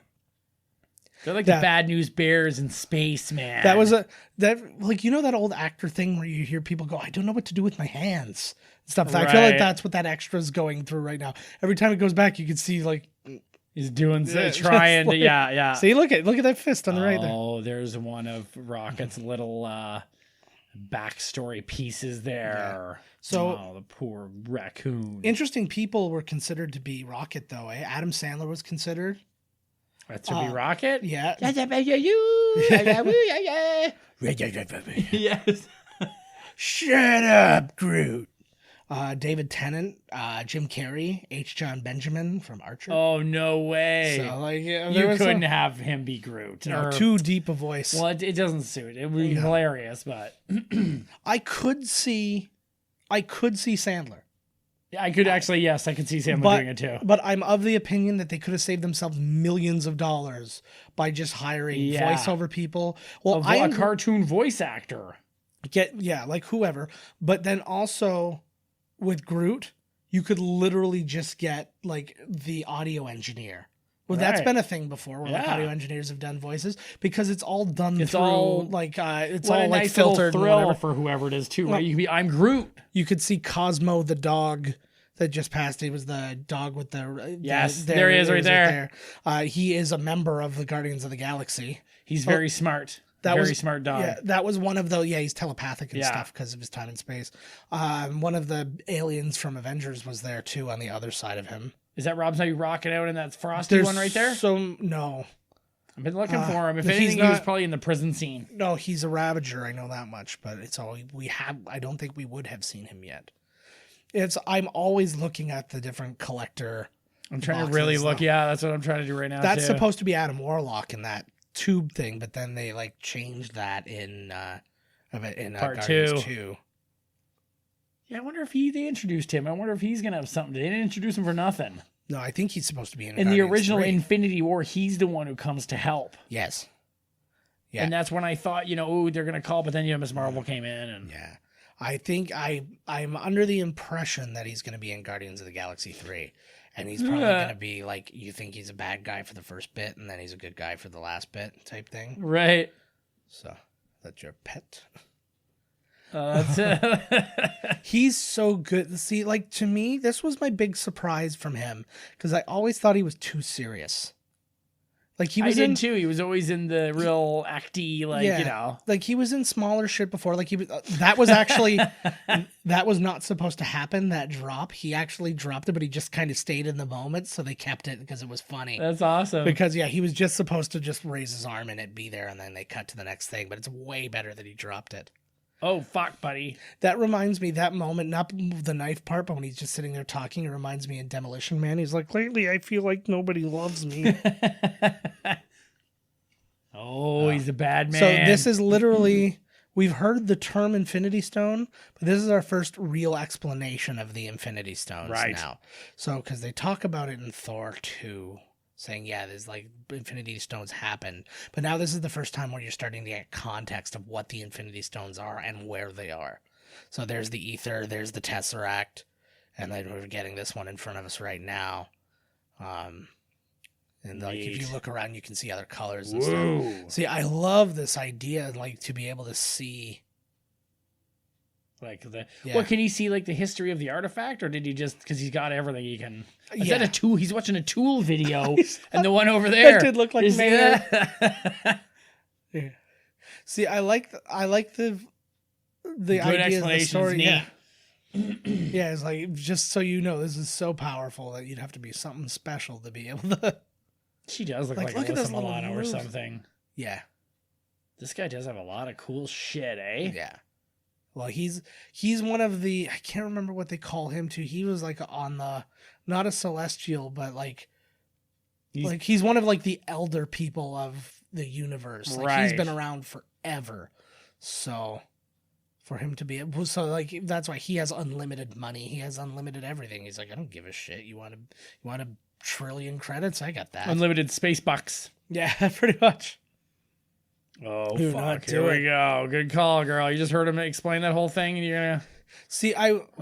it was my wonder. See, women don't listen, man. I know. You tell them whatever, man. They're just grabbing it. Well, it was my wonder. I was like, did they feel the need that they had to prove the point? Right. Oh, even though they just told us all this, or did they just need a really quick out to get them away from here? I think it was probably a little of both. Mm-hmm. Now they're out. Yeah, it was like it was probably a we need. You could have out. grabbed Buddy there. Yeah, I know, be a cool dude, but he's letting a lot of people die just to save the raccoon. That's his But bud. I get it, but like he's got pretty big arms.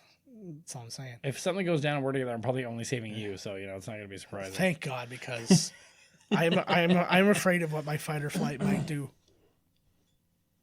But Mine's actually fart and fight. I never run away. I either fart on you or Yeah. I fight. Yeah, or I shit myself and you're so disgusted that you just walk away. Well, that's a form of fighting. You're tired of punching me and you walk away. I love the reactions. That's the one thing. They did a really good job on the CG acting. But the one thing I think a lot of people know now, but Sean Gunn was the on-set Rocket Raccoon. Oh, that's right. So he was wearing like the shitty like suit. The So dots. most of the acting is him, just not the voice. So yeah. And I heard that in Infinity War, James Gunn was all of them. Like when there were scenes of interacting, if like Star-Lord was there talking to one of them, it was James Gunn standing there. And he him and Star-Lord wrote a lot of stuff that they didn't put into the movie. Like they just said like the what's their names brothers, not the brothers, the Russo brothers were just like, okay, so this is what's supposed to happen in the scene. How would the Guardians react? What would they, like if this is what's going on, what would they say? And then he would be like, this is what they would say, and they put that in. Oh, that works. Well, I think That's true. I think that's necessary, though. You know what I mean? Because they knew that they were like, this guy thinks like them. He wrote them. And if we can bring him here to help out, then fucking A, right? Yeah. Well, and he was listed, he's still listed as an executive producer on these movies and stuff like that. So He does look like Marilyn Manson. Ronan could have been played by Manson. I'd get away with We got that. Manson in here. We got Zombie. But I love his voice in this. It makes me wonder though, like how much did they do anything to his voice, or is that just all Lee Pace, just like digging in? Right. I can't remember who he was with, but I think it was somebody from this movie, and they were like hanging out in line for like one of like the Comic-Con panels. And you know how those are like notoriously long, like sleep in line kind of things. And there's a photo of Lee Pace asleep in the line with like all these other people, them not even knowing that it was him. Nice. It's How just would like, you, right? mm-hmm. Just some dude. Well, because he's one of those Who? guys who's looked different in literally everything he's ever been in. So you don't even recognize him. You never seen him, his actual self. He reminds me actually. She's beautiful. Yeah, he reminds me a lot of what's his face, Hiddleston. Tommy Yeah. Hiddleston. Yeah, no, but he has a very similar, like when he's just all broken down, he's got the short hair and he's got that kind of proper British gentleman look. But like if you see him in Twilight Breaking Dawn Part 2, he's got long hair and a beard. You have talked about Twilight Breaking Down Part 2 a lot here. I've mentioned it twice because he was in it and I'm referring to him in it, so I think it perfectly Who, works who out. is he in these? What did you say? Twilight, the vampire one. He's in the last Fuck movie. is he in that one? He's in the last movie. He's just another vampire. Oh. He's just like one of the other guys. Just another vampire. Well, the way they tell the story is basically the bad guy vampires are coming to kill the daughter because they think that they've turned a child vampire in the story. This is actually one of the cooler things they put in that movie.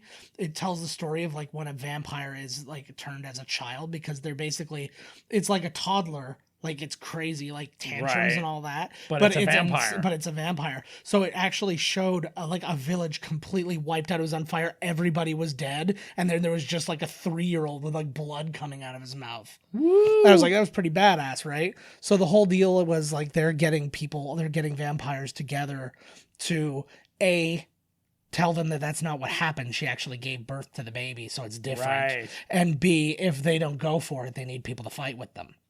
So that was like the whole thing with that. Right. And this is the benefit so of neat. The benefit of working where I work is the idea that like I can watch these movies kind of guilt free because I'm being paid to like see what's going on. To watch movies like Roger Ebert. You got it. Well, not quite so much because I do have to like look at a million other things while I'm doing it, but it's like.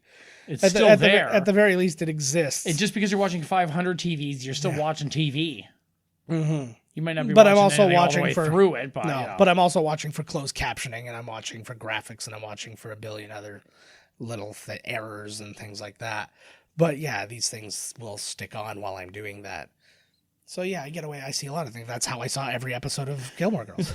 Yeah, right. Whatever. More than once. I mean, you don't even have to lie all the time. No. Just admit you love Gilmore Girls. No, I got into it after like you're sitting there, you're watching it, and you see somebody else watching it, and you're like, "Well, what are you watching?" They're like, "Oh, Gilmore Girls."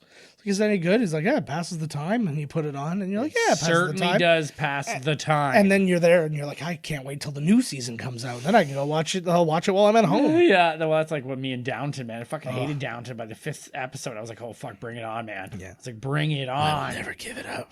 That was a good scene, actually. You know, she's got the same mohawk as Yondu. They go to the same mohawk, metal mohawk installer. Are you saying they fuck? Oh, probably. Oh, they're fucking. They rub mohawks. They call it rubbing momos. It's like their little baby talk, you know? It's like I get it's it. their moment. You know? You let them have it, man. Let them have it. Pew, pew, pew. Pew, pew, pew, pew, pew. Well, it was funny because when we were in Spider-Man today, I was sitting with my son and he was getting chased by Spider-Man was getting chased and everybody's shooting like lasers at him. He's like, "Daddy, why are they chasing him with the pew pew guns?" Because He was amazing though. I don't know. Well, he's just at that age now where like everything he says is super cute, right? And like we were playing Super Smash Brothers, and the way you get a new challenger, and that's how you unlock like the other characters and stuff. And it says a new foe has appeared. He's like, "A foe, Daddy! I must fight the foe."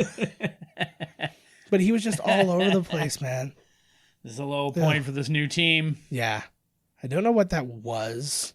Because it's like everything in here is like liquids and like pieces of what was inside the Celestial. So I don't know if it's like a drain hole, goop yeah. or if it's just some piss. It's like yeah, that's what I was thinking. It's like an outdoor latrine for some alien. Oh, It actually heals humans, though. this is sad. Is it? Yeah. It's hilarious. See here now. In a second, this is where look at that butt shot. Oh yeah, she's still warm. Cool. They were on it for a long time. The she got a little boobie opening there. This is questions asked here. Yeah. How this human can jump out of his space mobile Yeah. and save this poor young green woman. Well, simple answer. We learn about it in the next movie. We certainly do. And that was, and they. Lots of questions when we watch that second one. Let me tell you. Oh yeah. Well, How many after this one is that one? I don't know, like 10. Holy If you were to fuck. watch what number are we on? No, I don't know how many it is. Oh We're on. my This God. is the 9th movie. So we're almost halfway. This is about this is our halfway point. You said there's like 20 or 1 or something. It's well in total 18 or some It- shit? in total it'll be like 21 or something like that. But it's like 18 movies for us here Better hold because that we breath, didn't baby. do. That's the moment they needed. They're like, look at what he did for this Yeah. woman he barely knows just because she has a sweet ass. They should just keep switching Green off. tits. But they make it look so gross too. Like you get the hemorrhaging in the eyes and the. You're not dead yet, though. No, it's gross. Hold that though. breath. It makes me wonder though, realistic, because I remember like they tried to like science their way out of it in Event Horizon when like the lock was gonna go and they're like Right. blow all the air out of your lungs, and then he ends up surviving with the door open for a while. It's like, but he's bleeding and he's got all kinds of crazy things going for him.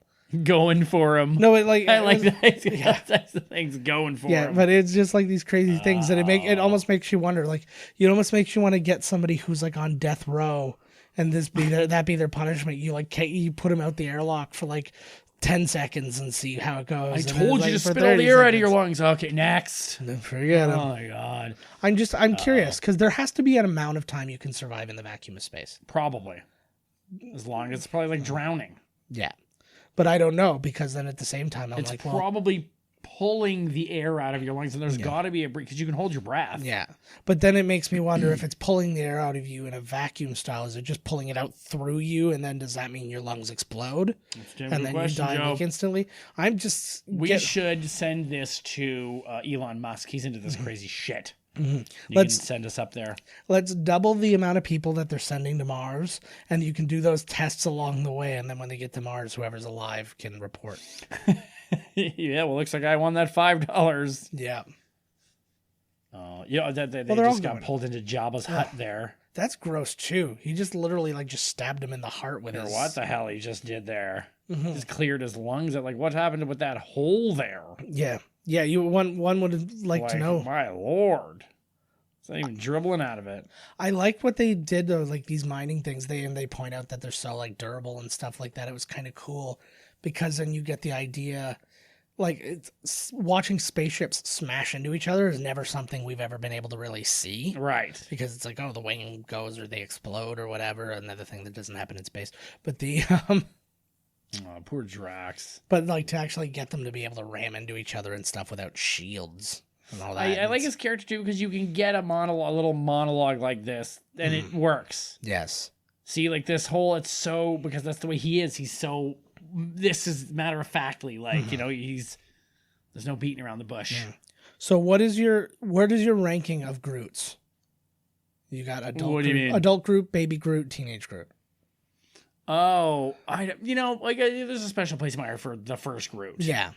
But Technically I liked two all the different Groots. Groots. Yeah, no, well, I don't know. I think it's the same way he grew it as the stick. I know, but like the way, because that's basically how plants work anyways. So he said technically the baby Groot is the son of Groot Right. and Groot is dead. Oh, well, that is sad to know. So That is spoiler sad. alert. I really liked Teenage Groot in Infinity War a lot too because he was like, whoa, and he helped Thor and Yeah. But yeah, like they had their moments, and then like baby Groot was just funny. yeah. So I know it's hard. Oh, Baby Groot was like to sell Funko Pops. Yeah. But Whatever the fuck those things are called. yeah. They're buds now. See, look Hell at yeah. this. Look at this. I love They're nice buds. I love how Matt, like, he's so good. You're making me kick or beat up grass. So Vin Diesel, because like we know he's only been in 3 things, either triple X movies, Riddick movies, or Fast and the Furious movies. Covers pretty much everything. He's also been in obviously Saving Private Ryan, Find Me Guilty. He was the voice in Iron Giant and stuff, which was actually interesting because when he showed up to the soundstage to do his I Am Groots over and over again, it was the guy, the sound tech who did his Iron Giant voiceover, no way. ended up being the guy who That's like that probably wasn't a sweet job, eh? One of these behind the scenes ones, you're making some good cash. You don't get fucking bothered. But it also makes me kind of happy though, because I think you kind of forget that like these people are friendly with the crew. Like they're not assholes who are like, we only talk to other actors. It's like they also, you know, befriend the stuntmen and the crew and stuff like that. So then for him to have the nice surprise of, hey, we work together. Yeah, like, and he remembered him. it must be difficult though, because when you work like, you know, you work at a job and you work with the same people for a long period of time and whatever, right? But in this movie, like in this like industry, you work for a few months together at tops, and then you're all gone. And then it's like, oh, I'm going to work with a whole different group of people next time. I'll be very different. Like sometimes crews get picked up together, or the same crew gets hired by the same director if it can all line up. But it's like a lot of the times it doesn't. It's just you go and you look for the next thing. You're like, oh no, I'm working on this fucking softcore porn. I'm working on a Red Shoe Diary, and I was just doing some, you know, I just Red Shoe Diary. That looks like a big old blaster gun. hells yeah. See, that scene right there was how you get girls. Yeah. Okay, so you just told her dad to go fuck himself, and that you're gonna come and kill him, and her pussy got all wet. You could see her face. She was like, "Oh my god, You could actually I'll hear, come with you." You could hear a squish. Oh yeah. So That's how you get the babes threaten their dads with murder. I'm constantly threatening to murder people, so it's totally fine. I love that thing. We were gonna eat you. He's like, why do you keep making it sound like such a good thing that you didn't eat us? You're not supposed to. Yeah. See, and you could tell like these little slaps and stuff that he gives them, and like the little thing. You know, Michael Rooker is intense. Oh yeah. So you know he's getting slapped for real, and he's getting all that stuff. Mr. Rooker here is. I'm just trying to find his. While you're looking for this thing, okay, no, go. Go ahead. I was gonna say he was in Above the Law in like a really small role. Mississippi Burning, Henry Portrait of a Serial Killer was kind of his breakout. Right. JFK, Cliffhanger, Tombstone, Mallrats. He played himself in Meet Wally Sparks that we talked about fairly recently that we went and saw at the theaters. I love that movie. The Bone Collector, The 6th Day Replicant. He was in Slither, Jumper, Super, Walking Dead. Obviously, was a huge thing for him. He was a good character Merle. on there. Yeah. So like, and he was in the Belko Experiment. So I mean, like, he's in. Looking at it all at once, it's so much more than I remembered him being in. Right. He's in what I mean? lots of shit. As you just Yes, proved as I just there. listed. He's It got was- way more than that. for sure. So what were you saying? Sorry. I was gonna say, like, so that was a sign right there in the last scene of how powerful the Kree are. Because Ronan is a Kree, and he just grabbed that Infinity Stone straight up barehanded, and then stuck slapped it into his thing. Which he shouldn't have been able to survive. Well, apparently the Kree can hold an Infinity Stone. Yes, at They're least that quite one. powerful. Yes, yeah. Maybe as a whole, he's they're been powerful. imbued with powers because of Thanos. Maybe he's a Yeah. little bit stronger. Yeah, it could be, or it just could be that of the Kree, he is just like they're better. You know. I keep trying to look because supposedly this is around where you should be finding a Rob Zombie Oh God. because he's credited as a Ravager, navigator. Okay. So Okay, Navigator. Well, he's right here on the controls then somewhere. well, exactly, but they're not driving right now. I see so- that bald black guy? Yes, he's definitely that guy. Oh. Is he Yondu? What I'm don't checking I the know about this? background here. Is that him? Well, and then I'm sitting there. I'm like, do you think they made him up? I'm like, his hair would still be his hair. You're Yeah. not hiding that shit. I love his little weapon. Let me talk to him. Oh, come on. The camera's really moving here. Is that him? Is that Rob Zombie? Right behind that guy? Oh, I just saw the hair. big hair. But I thought I saw that guy earlier, and I think he didn't look like him because he wasn't wearing a beard and all that shit. But like, This is such a good scene. this is a good scene. And a lot of improv in this one too. And again, the improv. How do you improv with a guy that's not there? This is precisely what I'm getting at, because one of the improvs was Sean Gunn's improv, because he's delivering the lines on set too, right? And so he stands up And then he does that here. We're all standing up. Just a bunch of assholes. yeah. Up. Like that was just Sean Gunn doing that. And then Bradley Cooper comes in and does the lines later on. He's another guy. That's probably smart. Yeah. He's another guy who's crazy. Like his career just went like nuts. Like he started like he was doing like he did Wet Hot American Summer was one of his like. Oh my god, earliest movie's things. so wicked. It's so good. And then you've seen it. oh yeah, of course I have. Woo. And he was still in school when he did Wet Hot American Summer. And I think it was Wet Hot American Summer he had to miss his graduation from the Actors Studio for. You can actually see him too if you watch old Actors Studio. Inside the Actors Studio TV shows, you see him in the audience. He asks a question to Robert De Niro, I think. No shit. Yeah. And God, still just a good-looking little son of a bitch. But yeah, he did that. He was in Wedding Crashers. It may have also been that he missed his graduation for. I can't remember. Right. So he's in Failure to Launch, Yes Man. He was basically the friend in all of these like in everything. movies. Or in Wedding Crashers, the bad guys. Then he's just not that into you. Nip Tuck, The Hangover. And then The Hangover is like a big breakout for him. He gets the 18 Silver Linings Playbook, American Hustle, American Sniper, Limitless. He was a voice in 10 Cloverfield Lane, uncredited. I didn't know that. I don't know what for. And then obviously he's directed and starred in A Star Is Born, which is probably going to win all kinds of awards. Not if you're Bohemian Rhapsody. Yeah, that kind of blew my mind. The movie kicks ass. I thought it was great. Well, I'm glad, but I'm super glad. I just don't like that Lady Gaga's being so elegant right now. She's like dressed. You like these more big of the foot- meat dress nudity crazy? Yeah. Oh, my belt is like stabbing me in the groinal. Yeah, I want an artist, not a chanteuse. Know what I mean? No, I want the opposite of whatever you just said there. You want a chanteur? a male singer? Ooh, yeah. You get it. I'll be my concubine. I don't know what it is, and I don't feel the same about like the more recent movies. She looks old in that makeup. Who? The only girl in makeup. Rocket. Yes, that's the one. There was only one girl on this team. Yeah. There's not even a black person. That's racist. So, well, it depends on how you want to. There's a green woman. There's a green woman who's played by a black Drax woman. is sort of red and gray. Yeah. Yeah, I think color goes out the window when one of your people is a tree.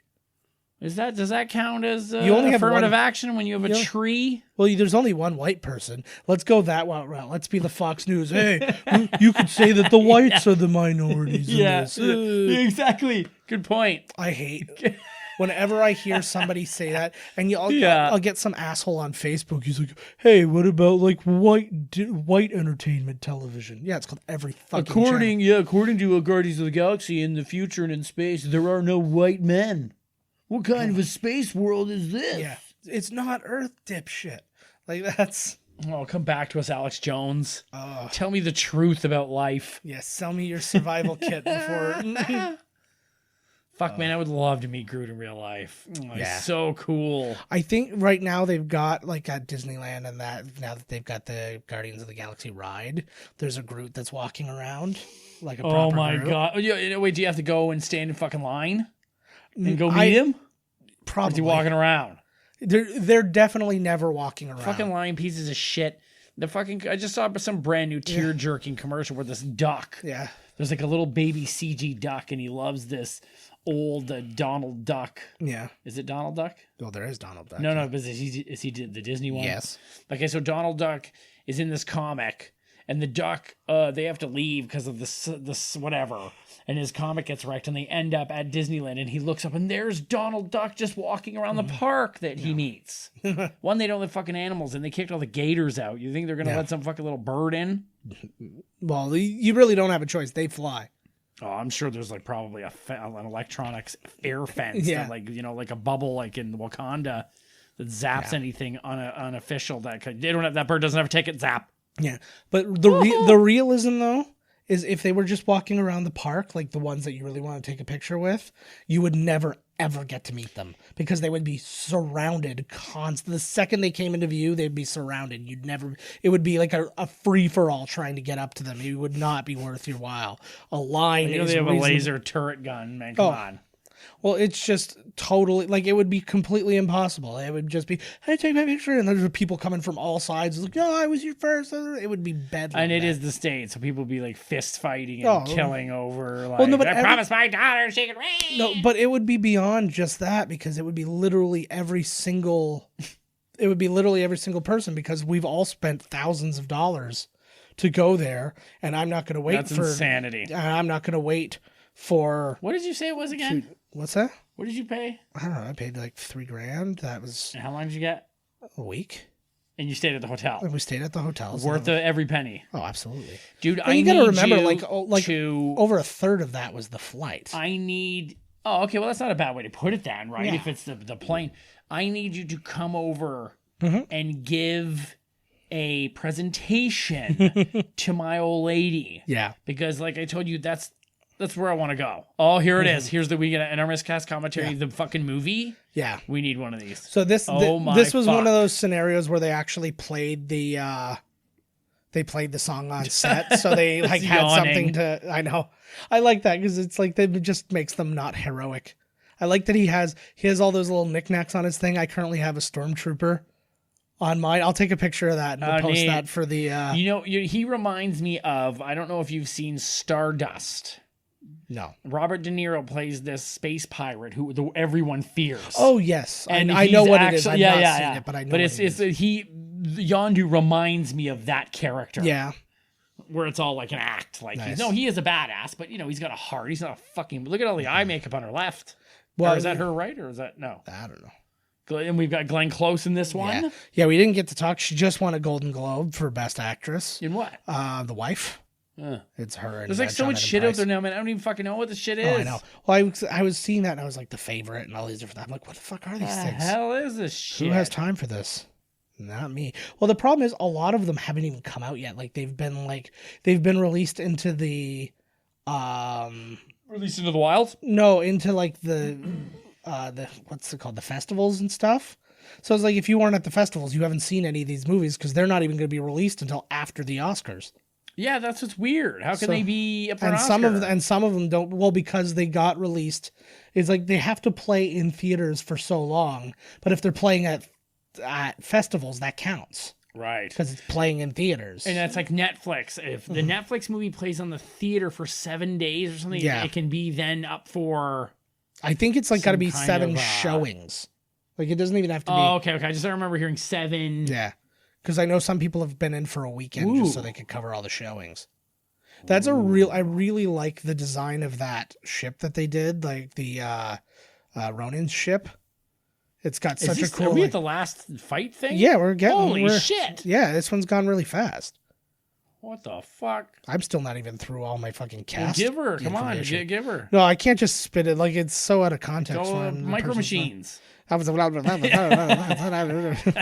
you get all those facts, people? They were riveting. They were so good. Come on, Rocket. Oh, I like this fight scene. They're all split up. Yeah.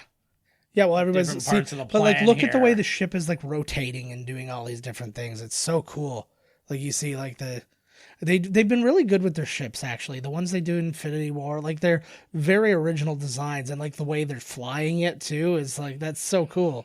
I like it's got orb-based propulsion system. I like that. I learned the orb there at my flight school. Nice. They were like joystick orb your mind or your genitals. And I was like, ooh, you decide, honey. Yeah, exactly. Woo! Yeah. Well, I knew if it was going to be my genitals, it would basically go forward really fast for a couple seconds, then stop. So it stopped and then shot all its fuel out of the front. Yeah, exactly. I hope they're going to have something like this. I would love, there's too many people though. I would love I'm flying in a space battle. At the new, I don't know, there's a Millennium Falcon ride. Maybe you're driving that fucker. You are. It's like, the ride is the way it looks like you feel like you're getting into the cockpit, but there's like 6 cockpits. Yeah. It's like, what's it called? Which I ruined it. Which like Back to the Future. Yeah. I just leaned forward and I was like, I can see everybody. It wrecks everything the second you do that. But I like this too. Like the design ideas for these things are all really cool. But Yeah, we had the same, like I had the exact same thing, but yeah, it looks like it's going to be 6 people in one pod. So it's like you've got the 2 people who are sitting up front, and then you've got like you're sitting behind, kind of dealing with whatever, and then yeah, you're flying around and doing whatever. There's also another I don't know if it's more ride or attraction or whatever, but there's one where you're on like one of like I think it's a first order like starship, Right. and then like you're under attack and like you see everybody like fly up like at the window, like come out of light speed and start like firing on you and shit like that. So I don't know the whole story behind that one. So many new rides though. Disneyland, they turned the Tower of Terror into a Guardians of the Galaxy ride. They're not doing that at Disney World. Apparently it's going to remain the Tower of Terror. Good. But the Epcot is going to have a Guardians of the Galaxy roller coaster. Oh, sweet. They don't have enough coasters at They Disney. don't. A few coasters are going in now because they just put the Toy Story one in, which isn't like an extreme coaster, but it's a coaster. And then what else do they have? I really like actually the Seven Dwarfs Mine Train. Again, it's just like a mountain coaster, very similar to like Thunder Run, Right. or something. But Just the atmosphere. You're in barrels, and the barrels like lean to the left and right as you're going around it. neat. So it's actually really cool. What else? They I'm had a couple of interested to coasters. see that hotel thing. Yeah. Where your Still not a whole lot. trip is the hotel. I did read it's going to be hidden from, like you will not be able to see it from anywhere in the parks. What? It's underground. It's not underground, but it's actually going to be like hidden in the tree lines. The whole hotel is only like 2 stories tall, and then everything, like literally, there's no windows or anything. Yeah, in this everything's place, like right? You don't even park near the hotel.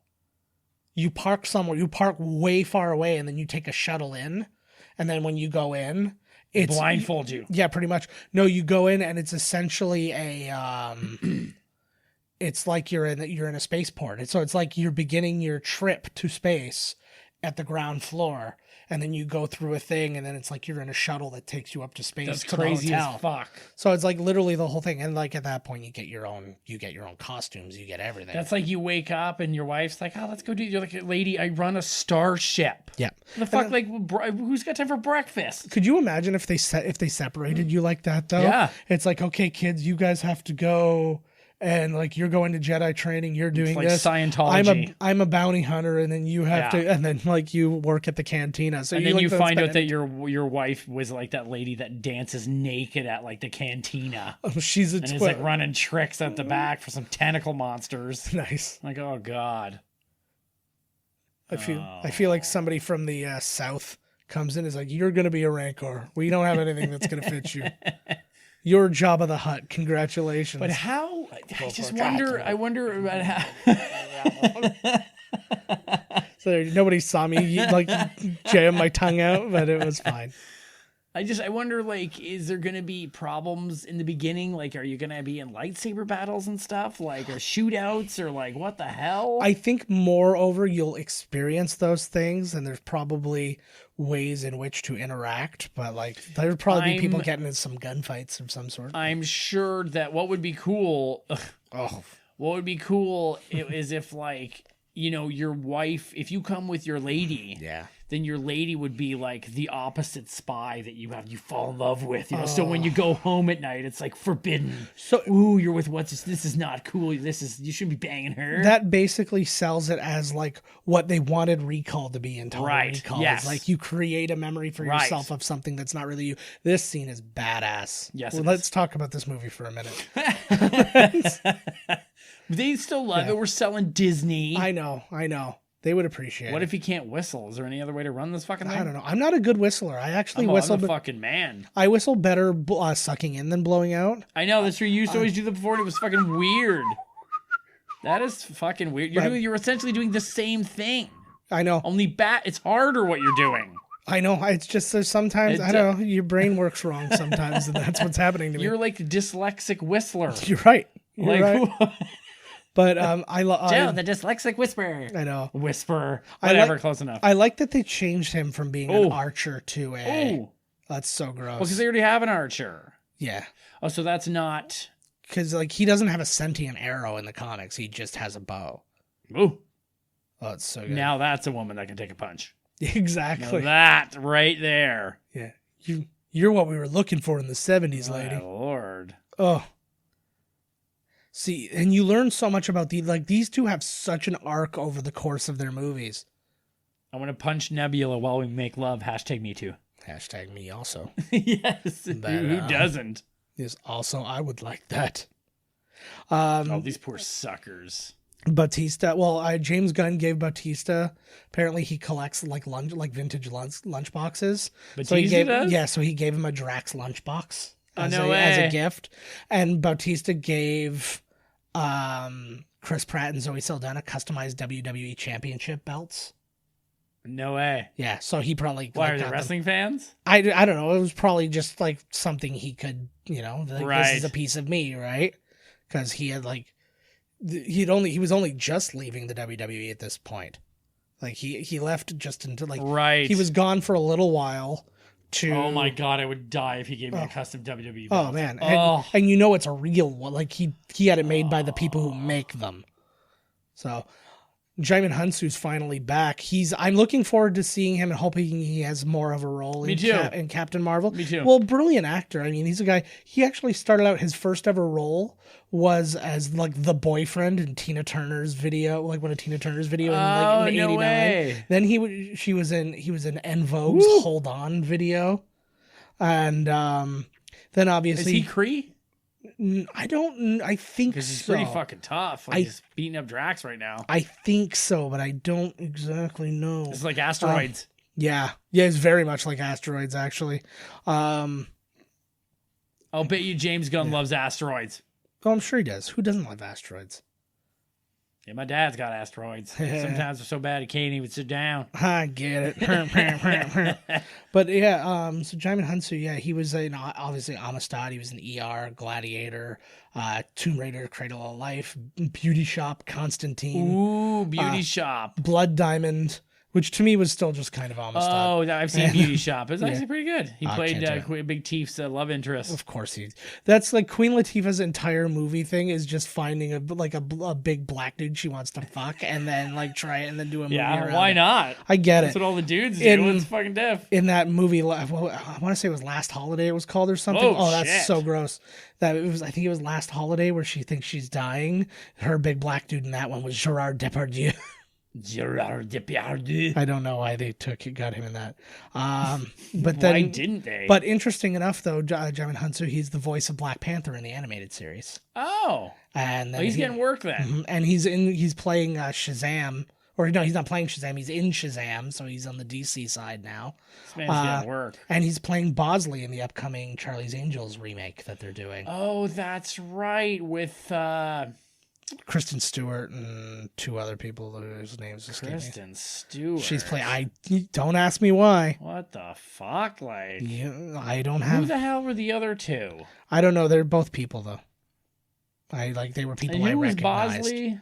Bosley, What was Bill Murray? Bill Murray was Bosley in Charlie's Angels. I read the whole cast. I can't remember now. Yeah, I do remember Kristen Stewart. It was a I'm like, while oh, ago. that woman still has a career. Boom. Oh, they're all dead. Yeah. Put your life on the line for the Guardians, and they killed you. Mm-hmm. There you go. Actually, I appreciated Kristen Stewart more once she hosted Saturday Night Live because she swore she was swearing at she swore during the monologue. She's like, I'm so fucking excited, and then everybody was like, oh, and she's like, well, I'm never coming back here. But they were pretty appreciative. Hey man, it was an honest moment. It's like these things do happen. It's the people who are shitty about it after the fact, right? She was apologetic before she had to be. But he should have been like, I'm about to die and be crushed horribly. You did not prove me wrong. Thank you. Yes. Thanks for nothing. Yeah. We could have just let him land. Oh, fuck. Here he comes. But it was interesting stakes because we've seen this stone literally just destroy a planet by the person arriving on the planet. So this thing cannot Did that land. big dude that they showed in the video package for the stone? Yeah. Did he really need the stone? I mean, that guy was half the size of a country, for God's Well, I sakes. feel like if anything else, it's just a time saver, right? Thanos. Right. Thanos was going around from planet to planet, destroying all their worlds and killing 50% One by of the people. one. But it takes a lot of time. Oh, that looks so awful. No, she's fine. No, she's. I know she's, but still oh God. Mm-hmm. She feels. It'd be amazing again, like to have like an open world like Marvel Universe game where you could be any character and run around. You be her, you get like just smashed to bits, and then like you just slowly like come back together. It's like T-1000. Yeah, pretty much. Okay, so she's gonna go. She goes good. Let's say. Yes. Or even not. Yeah. Which member of the MCU universe would be best suited to date Nebula? Ooh, who's gonna understand her the best? I think because the Hulk could just smash on her and then she'd be all right. That'd be all right. Well, I think. But who would it be? I don't know. I think she might be a lesbian. It's really interesting. Something I read today was in the MCU. Star-Lord's biggest love interest is Kitty Pryde. No way. Yeah. I don't know. That's a really good question. You need somebody who's kind of been through it. So, like, a Bruce Banner would make sense. That's what I'm saying. I think it would be Bruce Banner. Because it's somebody who has... I think she would diddle around with Black Widow every now and then, though. Yeah, I'm trying to think of somebody else who's been, like, otherwise, like, enslaved or experimented. What about Doctor Strange?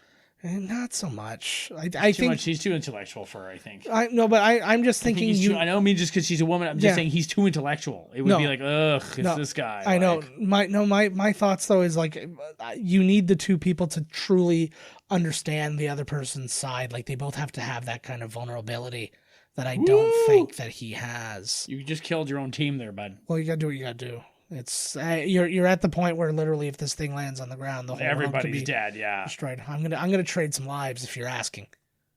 Sometimes you gotta break a couple eggs if you want to make a big fucking omelet. Oh, such a cool ship. I think that's one of my favorite ships. Out of all especially in the MCU, I would say it's my favorite ship. And I mean, like Thanos' ship later is really cool, and it's like those ones that they come down to. I read that they're talking. I can't remember what director it is, but he's always wanted to do Silver Surfer, and they're still in talks. Mm-hmm. I would like another shot. It was. I think now that Galactic is out there, that's I think what I'm that saying. Silver Surfer now is we could get the vibe. Galactus. We could get Silver Surfer. Oh, here it is. Here's this. Oh. I don't think that Lawrence Fishburne was a bad choice though for the voice of Silver Surfer. I don't think so either. I think that's a good call. I think because like that was one of those. Silver Surfer's hella cool. Yeah, and there's like an authority that needs to come with him with his voice. Like he's gonna be somebody who's like, I know everything, and I'm not going to even use inflection to try and convince you. You're just going to have to trust me. I'm Silver. Mm-hmm.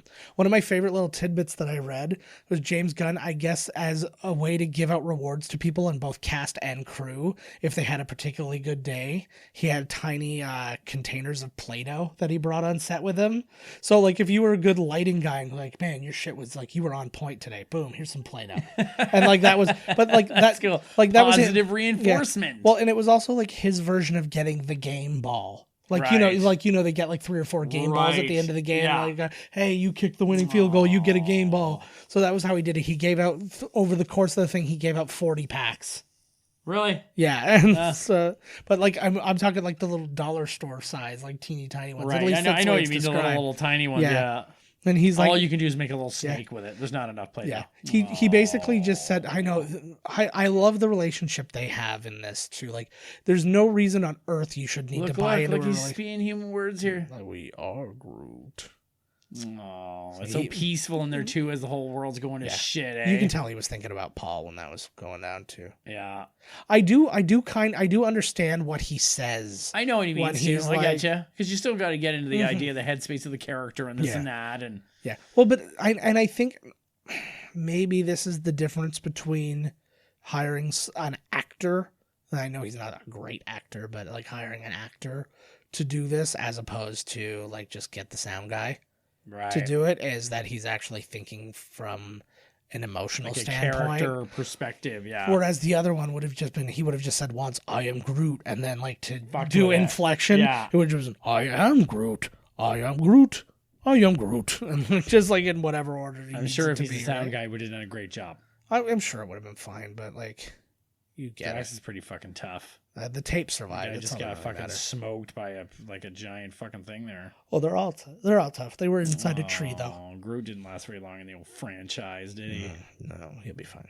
Except he won't be. He's dead. But I like that they just like he could have Just like to give everybody that little nugget. You could have been, don't worry, Groot's fine. He's growing again, and it's still Groot. And he's like, no, Groot's dead. That's not Groot. It is Groot, in my It's opinion. just another. I don't care whether you say it's son of Groot. It's not. It came from a stick. It's him. Might be a little different because it's like he's being reincarnated. He might not remember his past life, but it's still him. I truly didn't know that he was going to come out. I don't know why I didn't think that he would make another appearance, but like to me, like this guy. because the way they were selling it was Right. such that he could have, like it could have been the end, and they could have been like, "Wow, we made it," and the end. You know, like I wonder if the third one they go because they're going to have to get into rockets like Biz. What are they going to do? Okay, this is what that's going to happen.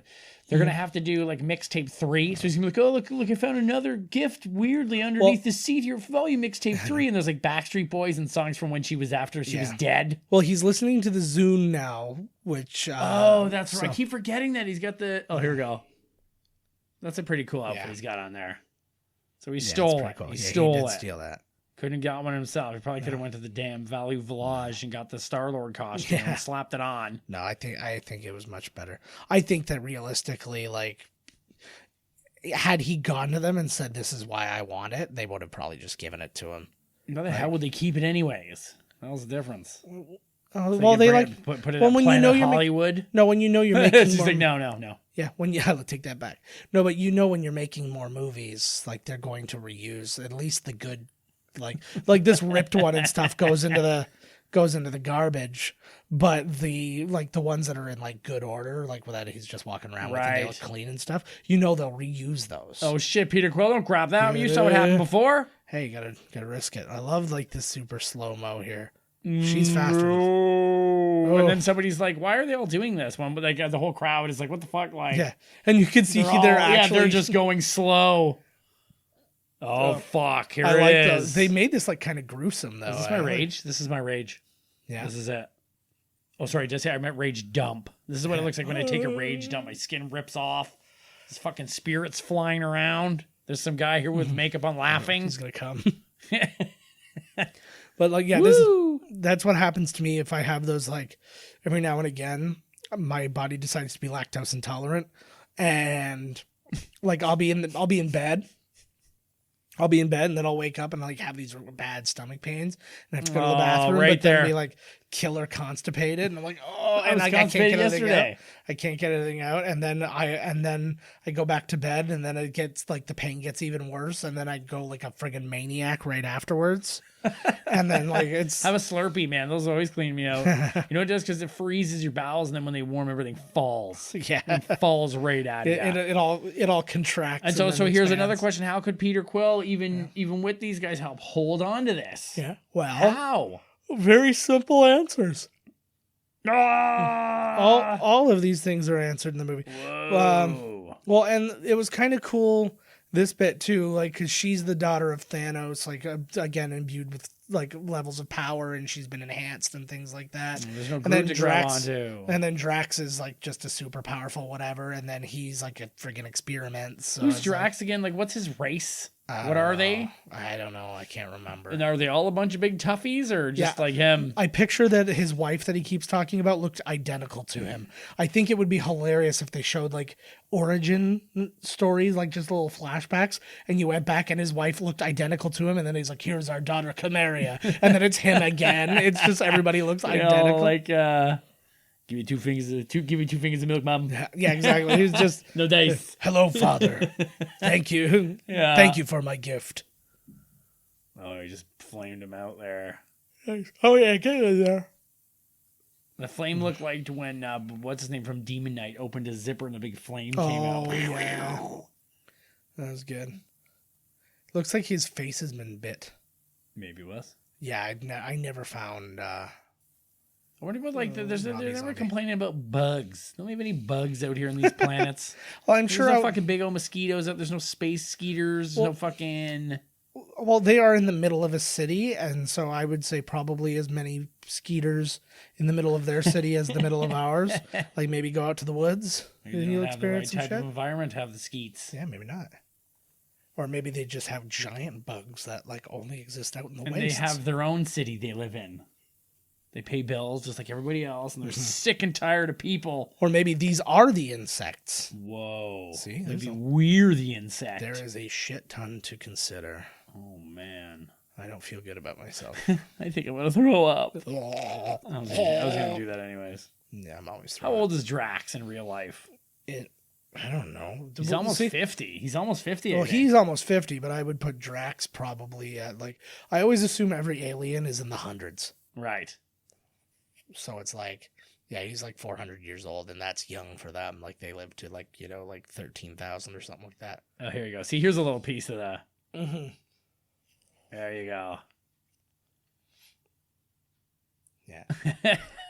Well, they changed a So lot what about do you that think, too. like, in the scene here too, when he opens up the orb and he gives that, he knew Yeah. Quill was gonna fuck him over. Like, Oh, he for sure. loves him. Oh, absolutely.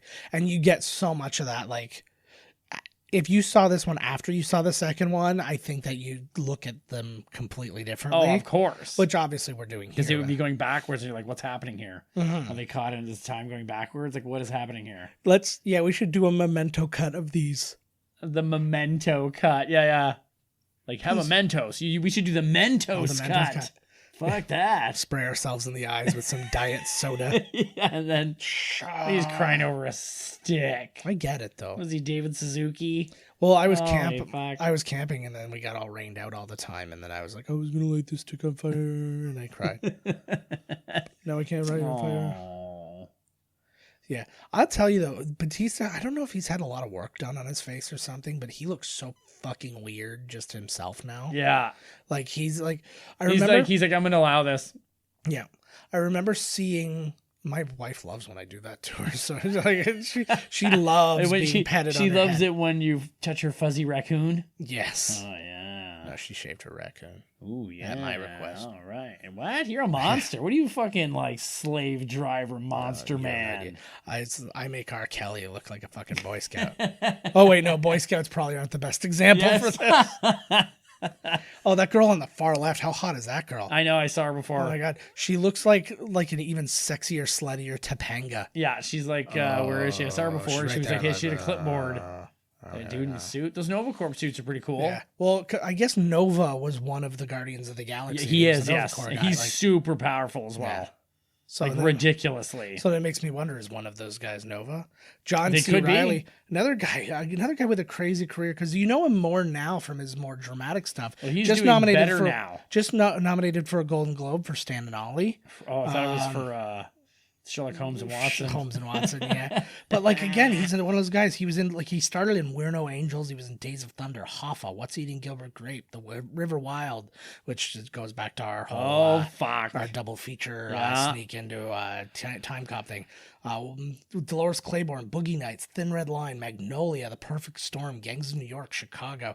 Then he starts Talladega Nights, Walk Hard, Step Brothers, Cirque du Freak. He was on Tim and Eric, Wreck-It Ralph, Anchorman 2, and then he did Kong. Dear God. Like he's Later on in his career, he's starting. Well, he's got like 4 movies out right now. He's got a TV show coming out right now though, with it's called Moonbase 8. And it was co-created with Fred Armisen and some other people. It's Fred Armisen, Tim Heidecker, him. Is Tim Heidecker the guy from Tim and Eric? Tim and Eric? Yeah. And so they're all they're like prospective people to go and like live on a moon base. So they're all like on a fake moon base on Earth right now, but they're like just a super inept group of people. I absolutely cannot stand Fred Armisen. No? Cannot stand him. Oh. Do not find him funny. I don't like his humor. I thought that show he did was dumb. What was that show Portlandia? called? Ugh. I get why people don't like Portlandia. That makes sense to God. me. I like his regular... It's like uppity. It was like uppity Yeah. humor. I was like, ugh. Mm-hmm. I like stuff he did on Saturday Night Live was out of this fucking world. When he did when he played the Queen, Oh, here we go. there was a scene where it was like Kate Middleton was meeting the Queen for the first time or whatever, and then she played like a real like Cockney like gang member kind of thing. It's like, oh, you, and like spreads the legs and is like, you think you're gonna marry my grandson, and then Bill Hader was playing Prince Philip there, and he's like, and he had that kind of that improper like low class English voice too. Right. It was really funny. I like that accent actually. And then he did an interesting thing. I just thought it was such a cool like a funny, weird concept. He did a stand-up special called Comedy for Drummers, and every single joke was specifically for a drummer. And he's sitting there, and he's got that's like the kind of thing. I'm just like, it's like that experimental shit. But he's sitting there, and he's like, don't you hate it when you're watching somebody set up a drum set and they're going like, and they like screws the thing and then gives a little tap and then gives a little tap. He's like, you know how to set up the drum set. And it's like the entire thing was drummers. So the comedy was more in them laughing at his, I don't know. Was the audience filled with drummers? Only drummers. The audience was drummers. The audience was 100% drummers. Oh, okay. Well, that's all right. Well, so that was the kind of the comedy. The comedy wasn't his jokes because you didn't get his jokes. The comedy was that people were laughing at his jokes because because the ridiculous thing he was saying made sense to somebody. That's like, what the hell was that? Like, what is this, Andy Kaufman? Like, I'm not in on the joke. Like, fuck, am I even watching here? Is this why I pay for Netflix for this nonsense? Well, it's because they fucking buy everything. They have 100,000 stand-up specials. You're gonna hit something you want. Yeah, exactly right. Don't know. They're having the Ravagers are having a party. Like, why would you think, Peter Quill, they're going to eat you when there's all these humans in there? I know, right? Humans are going to eat you, for fuck's sakes. Well, it's just they wanted to keep him in line. I feel like he's even happier. I know he is. He's like, fuck Troll Doll. Oh, wouldn't it be even better? Because you know how the Troll Dolls used to have little gems in their belly buttons? Yes. Imagine the Infinity Stone was in their belly button. That would be amazing. This was a nice little moment too, because you see that Rocket saves these two, and he's into interspecies loving. Again, see, this is another thing I don't get because like everybody's like, this is my native Xandar, but nobody's like the same species. But I guess that's like true, Canada. But I guess it's true. It's just true of whatever, though. Even if you just counted all different like animal species and stuff like that, and you're like, oh, they're all different species. This just has a bunch of different sentient species, but like humanoid style. So I guess that makes sense. Look! Aww. He's alive! When I saw that, literally the first thing I thought is, oh, they're going to make one of those fucking, like, the old dancing flowers. Yeah. And I was like, I'm surprised I didn't see them. Oh, I saw them all over the place. Were they? Everywhere. They are everywhere. Oh my god, that's the gift that keeps on giving, let me fucking tell you. Yeah. Is this the first song off of mixtape 2? I don't know, to be honest. I don't remember. That was the first soundtrack, though. The mixtape 1 was the first soundtrack to be number 1 on the Billboard charts without having an original song on it.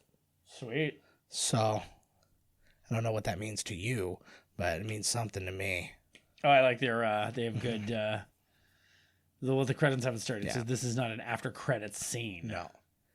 This is a stinger, I think. Oh, yeah. Is a stinger? That Sting? You got that from Frodo? Yeah. Frodo Baggins? Don't stand so close to me. I wonder at what point in his lifespan can he get out of the pot? It looks like he was that big in part 2 running around. Yeah. Well, he gets wider in that one, so I think that like he takes on the nutrients and then he probably develops legs and then he can probably just pull his legs out and start walking around. At which point he's still very fragile at this point because he's so small you could just break him in half. But so he had to get some meat. He had to get some meat. These fuckers are unstoppable. That was like the opening to the second one is hilarious to me. Yes. Just him just walking running around being like a little like there's that one bit where he just waves at Gamora while she's fighting and she goes, "Hi." Like and I was like and I just as a parent I feel that way sometimes. I'm like in the middle of doing laundry and then something else happens. Like, oh, the dog shit over here and I'm cleaning that up.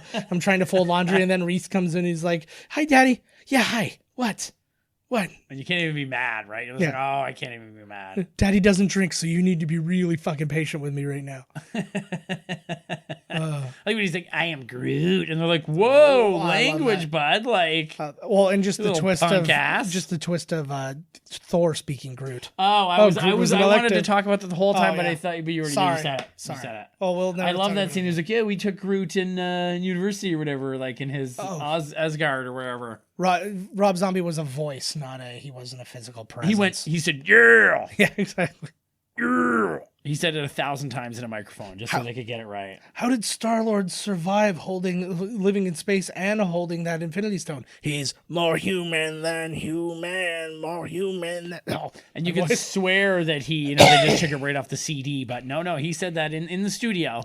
I did it live, like fucking Les Mis. or that the Boss video where he's walking around streets of Philadelphia. Oh, and he's like God. singing it live, which Yeah, was like a big deal. Like, It oh was wow, a fucking Yeah. nonsense nightmare. So it's like, unless you're from New Jersey, nobody gave a shit. yo Jersey, yo, It must shout be out to hard. Jersey. Because most places don't, or most people don't have that really specific hometown hero like that, like at that level. And they have two. They go between, like, it's Bon Jovi and the Boss, whoever's in town at the time. Is number one. Yeah. What Well, if they're and I think both there at there's- the same time? Well, I think there's also like a working class and kind of like the 80s millennials, like the kids. They're like, I oh. would rather go to see Bon Jovi in concert than Bruce Springsteen. I think I would too. Yeah. Because You're gonna there get are laid. You're gonna get ripped apart. there are at a that's Bon one Jovi thing. concert. Yeah, They will eat you alive. you're gonna get a drunk fat chick on your dome. Yeah. But I remember when they were playing in Toronto, I took the train to work, and it was swimming with drunk 40-year-old chicks Yep. wearing nothing but leather, singing Bon Jovi songs, playing it. I'm like, why would you? Like, to me, the last thing I would want to do is listen to the music of the person I'm about to go see. Dude, that's hilarious. That's a real thing. That's like Yeah. a real issue. Because I think I go to lots of concerts and I always think the same thing. I was like, I don't want to listen to them before we go. Yeah. But some people are like, yeah, let's rock it all day. We'll listen to the songs. And then I'm like, no, you're gonna overdo it. Yeah, the last thing you're gonna hear, they're gonna play this song. You're like, great, I just fucking heard this. It was the last song I heard before I walked in this building. Thanks. I remember going to work at this call center and this dude was there and I see him around town. He's like really not looking good. Oh, Makes weird paintings and stuff. Anyways, Oh, but he said to me the one day, he's like, what are you listening to? And I was like, Radiohead. And he's like, you're wearing a Radiohead shirt. He's like, you can't listen to the band and wear the t-shirt at the same time. He's like, it's too much. Do you think that's too much? no. I don't think so either. First off, if it only would have been too much if he would have been able to tell that you were listening to Right. like, if you were sitting there wearing the shirt, you had giant headphones on, and then you're like, you do it to yourself, and you're doing all those weird twitches and shit like that. That would be much. That I would saw be, this dude at the gym like 2 days ago, and he was singing. Like, I was like, wow, this is clearly like your second day ever, like at the gym, and you're really like, you know what I mean? He was singing and drumming, and then like, but it was funny because it's like, you know, sometimes when I'm sitting there, I'll be like kind of drumming on my leg a little bit, right, just to kind of keep the energy kind of flow going. But this guy was drum solo, and then he jumps up off the machine, and suddenly he's playing guitar, and then he's playing bass, and it's just like, I'm like, who is the show for? Like, you're not even sticking to an instrument. You're not playing all of them at the same time. it was like, oh, he's listening to a Rush song. He's on a Neil. Yeah. He's on a Neil Peart. I was just like, the fuck, little like, drum kit. he's like, now I'm hearing the drums, and there's a guitar in this band too, everybody, look, there's not just a bass and drums, and I was like, buddy, what the fuck are you doing? That's funny. So to see where this lines up with the rest of the movies, this was the number 3 highest grossing of the domestic movies at $333.2 million it made. So under Iron Man 3's 409, but over Iron Man 1's 318. For worldwide, it was also number 3. It made $773.3 million. Woo! So under Iron Man 3's 1.2 billion, but over Thor 2's 644 million. So Shane Black has $1 billion movie. Yeah. Wow. Well, I'm sure Kiss Kiss Bang Bang made at least that one. Yeah. And then it's actually tied amongst the ones we've watched so far as the number 1 IMDb rating at 8.1, along with Avengers. The first one. Yes. Oh, we're coming up to it. Yeah, we're coming up to The it. scene. Yeah, this one I don't think... I can't even remember what this is here. I remember, but the Raccoon reference provided by Oreo and Friends. The fuck? What did somebody like stick an Oreo on the end of a stick and go, "This is the raccoon"? Yeah, maybe instead of the tennis ball, they used Oreos. Maybe. Because then after the scene, you could eat the thing. Maybe that's how the only way you could get Batista to like pay attention. He was like, "Arr." Oreo. Oh. Here we go. Oh, yes. See, again, I just picture somebody again who's supposed to be so, I don't know, powerful, but like just like so worldly, so whatever. He's just like fucking, I'm having a pina colada. I get it. Just out of nowhere. And voiced by Seth Green.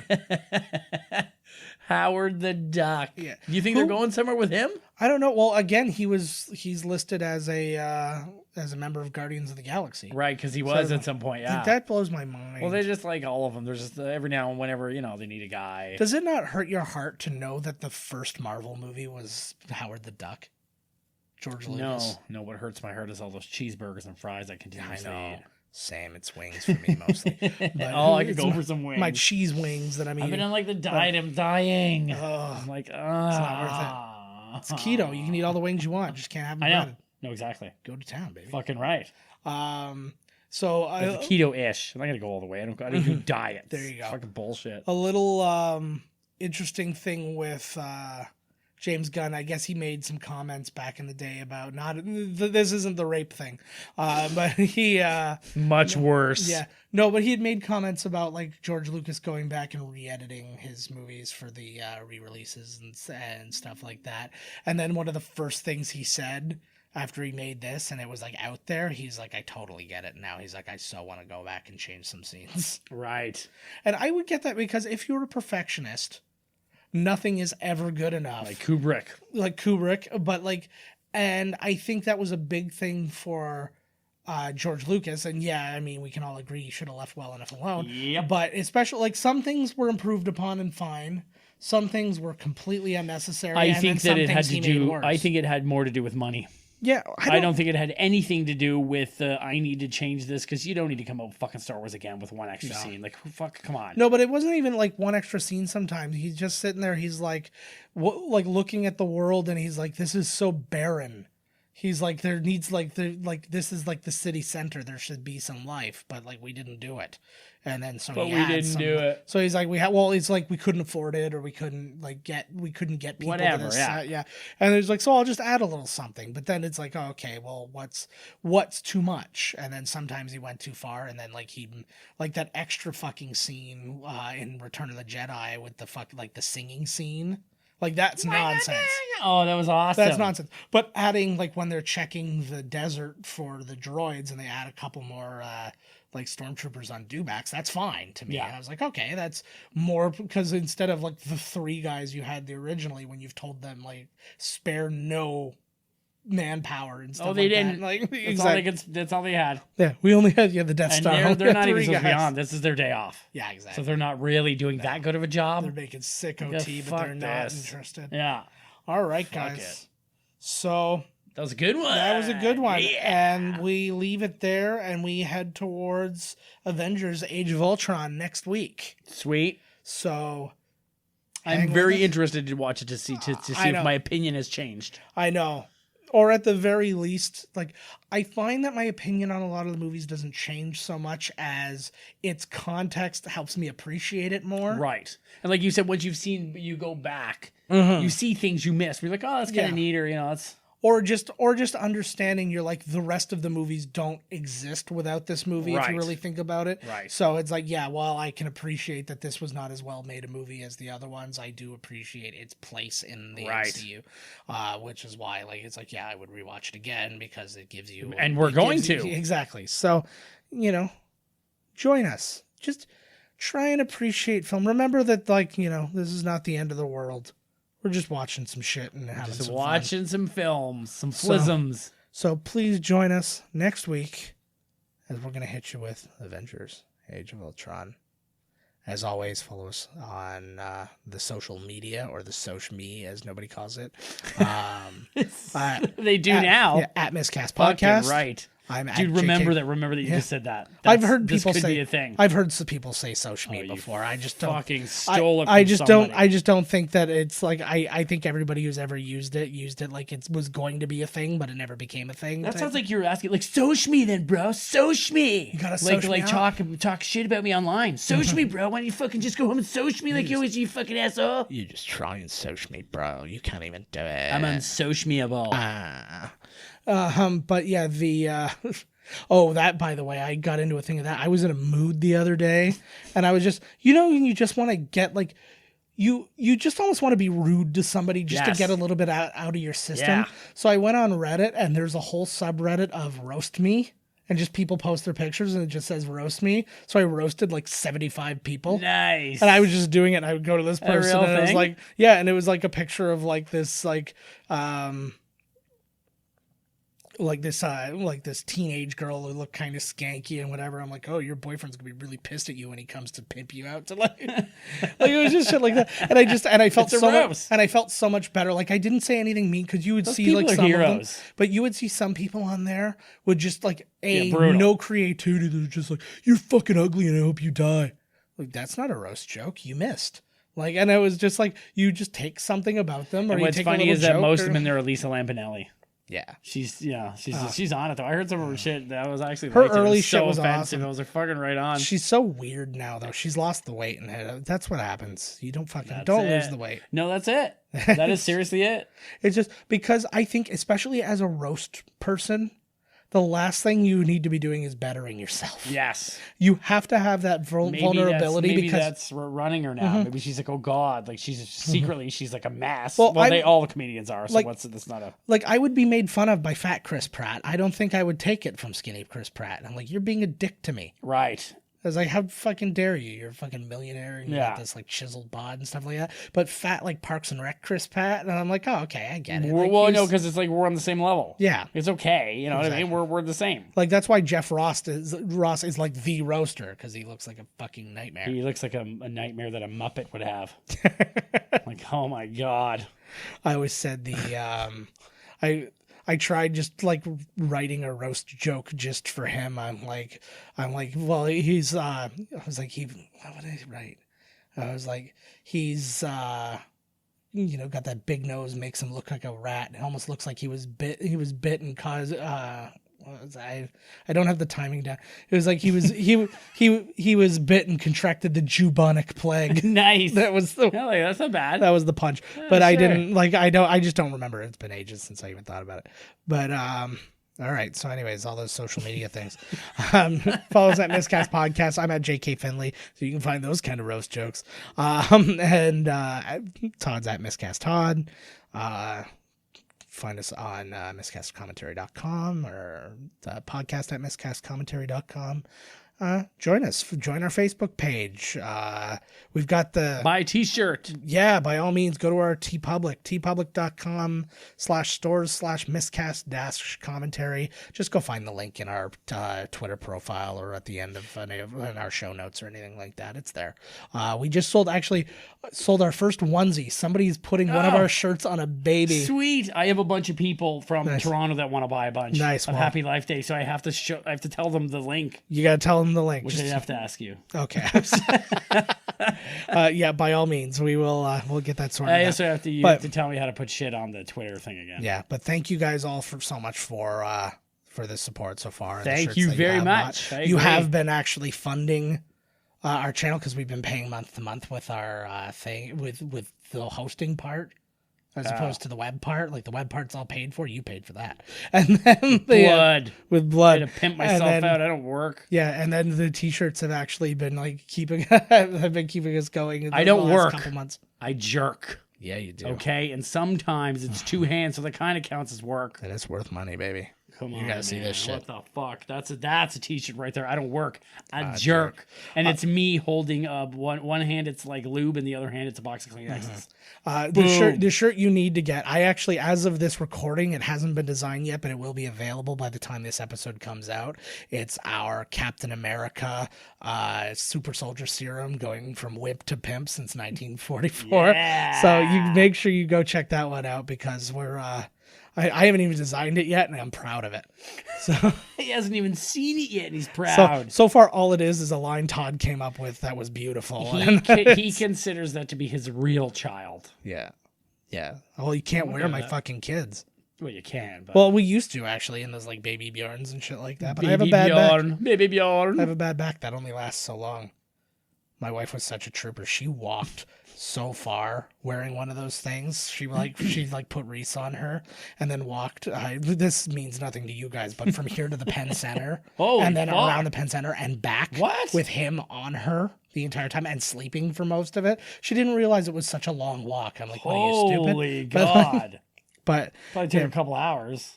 Oh yeah, it was like, I think it was like round trip. It was like 5.5 hours.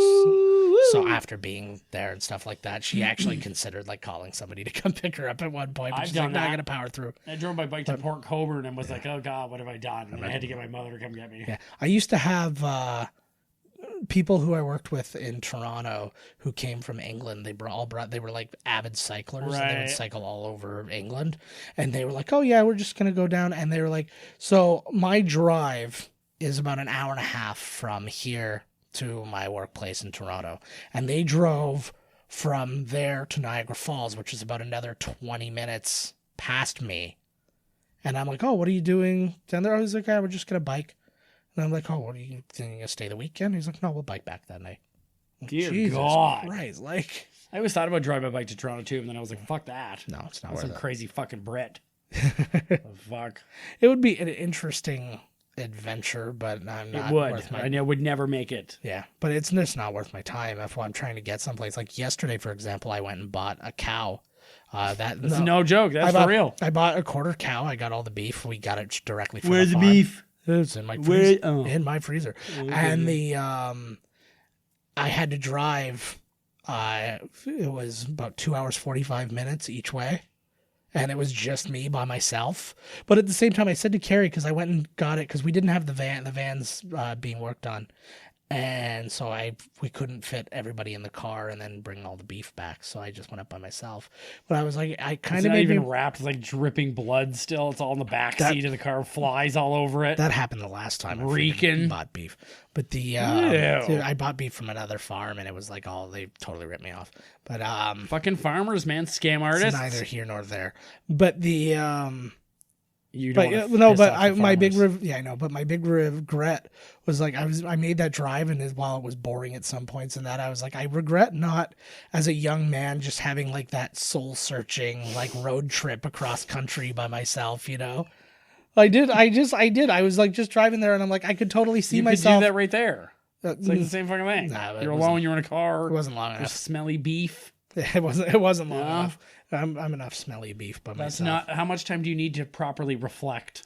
Me? Oh my god! Yeah, I gotta fucking dig deep. So it's gonna be like realistically, I get through the walls. since I can't drive to the moon, there's no place I can I could Wow. go. There's no place like home, huh? Yeah, I'm gonna have to get that ice bridge to Russia going, and I'll just keep driving. What about Rainbow Bridge? Right to my anus. That would be very prescient to the films that we've been doing. I know, lately. right? See what I Almost did there? too much so.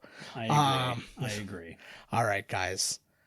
Get yourself ready. We got to make Ultron because we got to make the world safe. Get to And Astomaz. that's as far as I got in that movie, so we're going to find out how it turned out. Sweet. So we'll see you guys next week. Catch us then. Later. Love you. This has been Miscast Commentary with your hosts, Joe Finley and Todd Murray. Executive producer, Joe Finley. Be sure to like, comment, and subscribe to the podcast wherever you listen.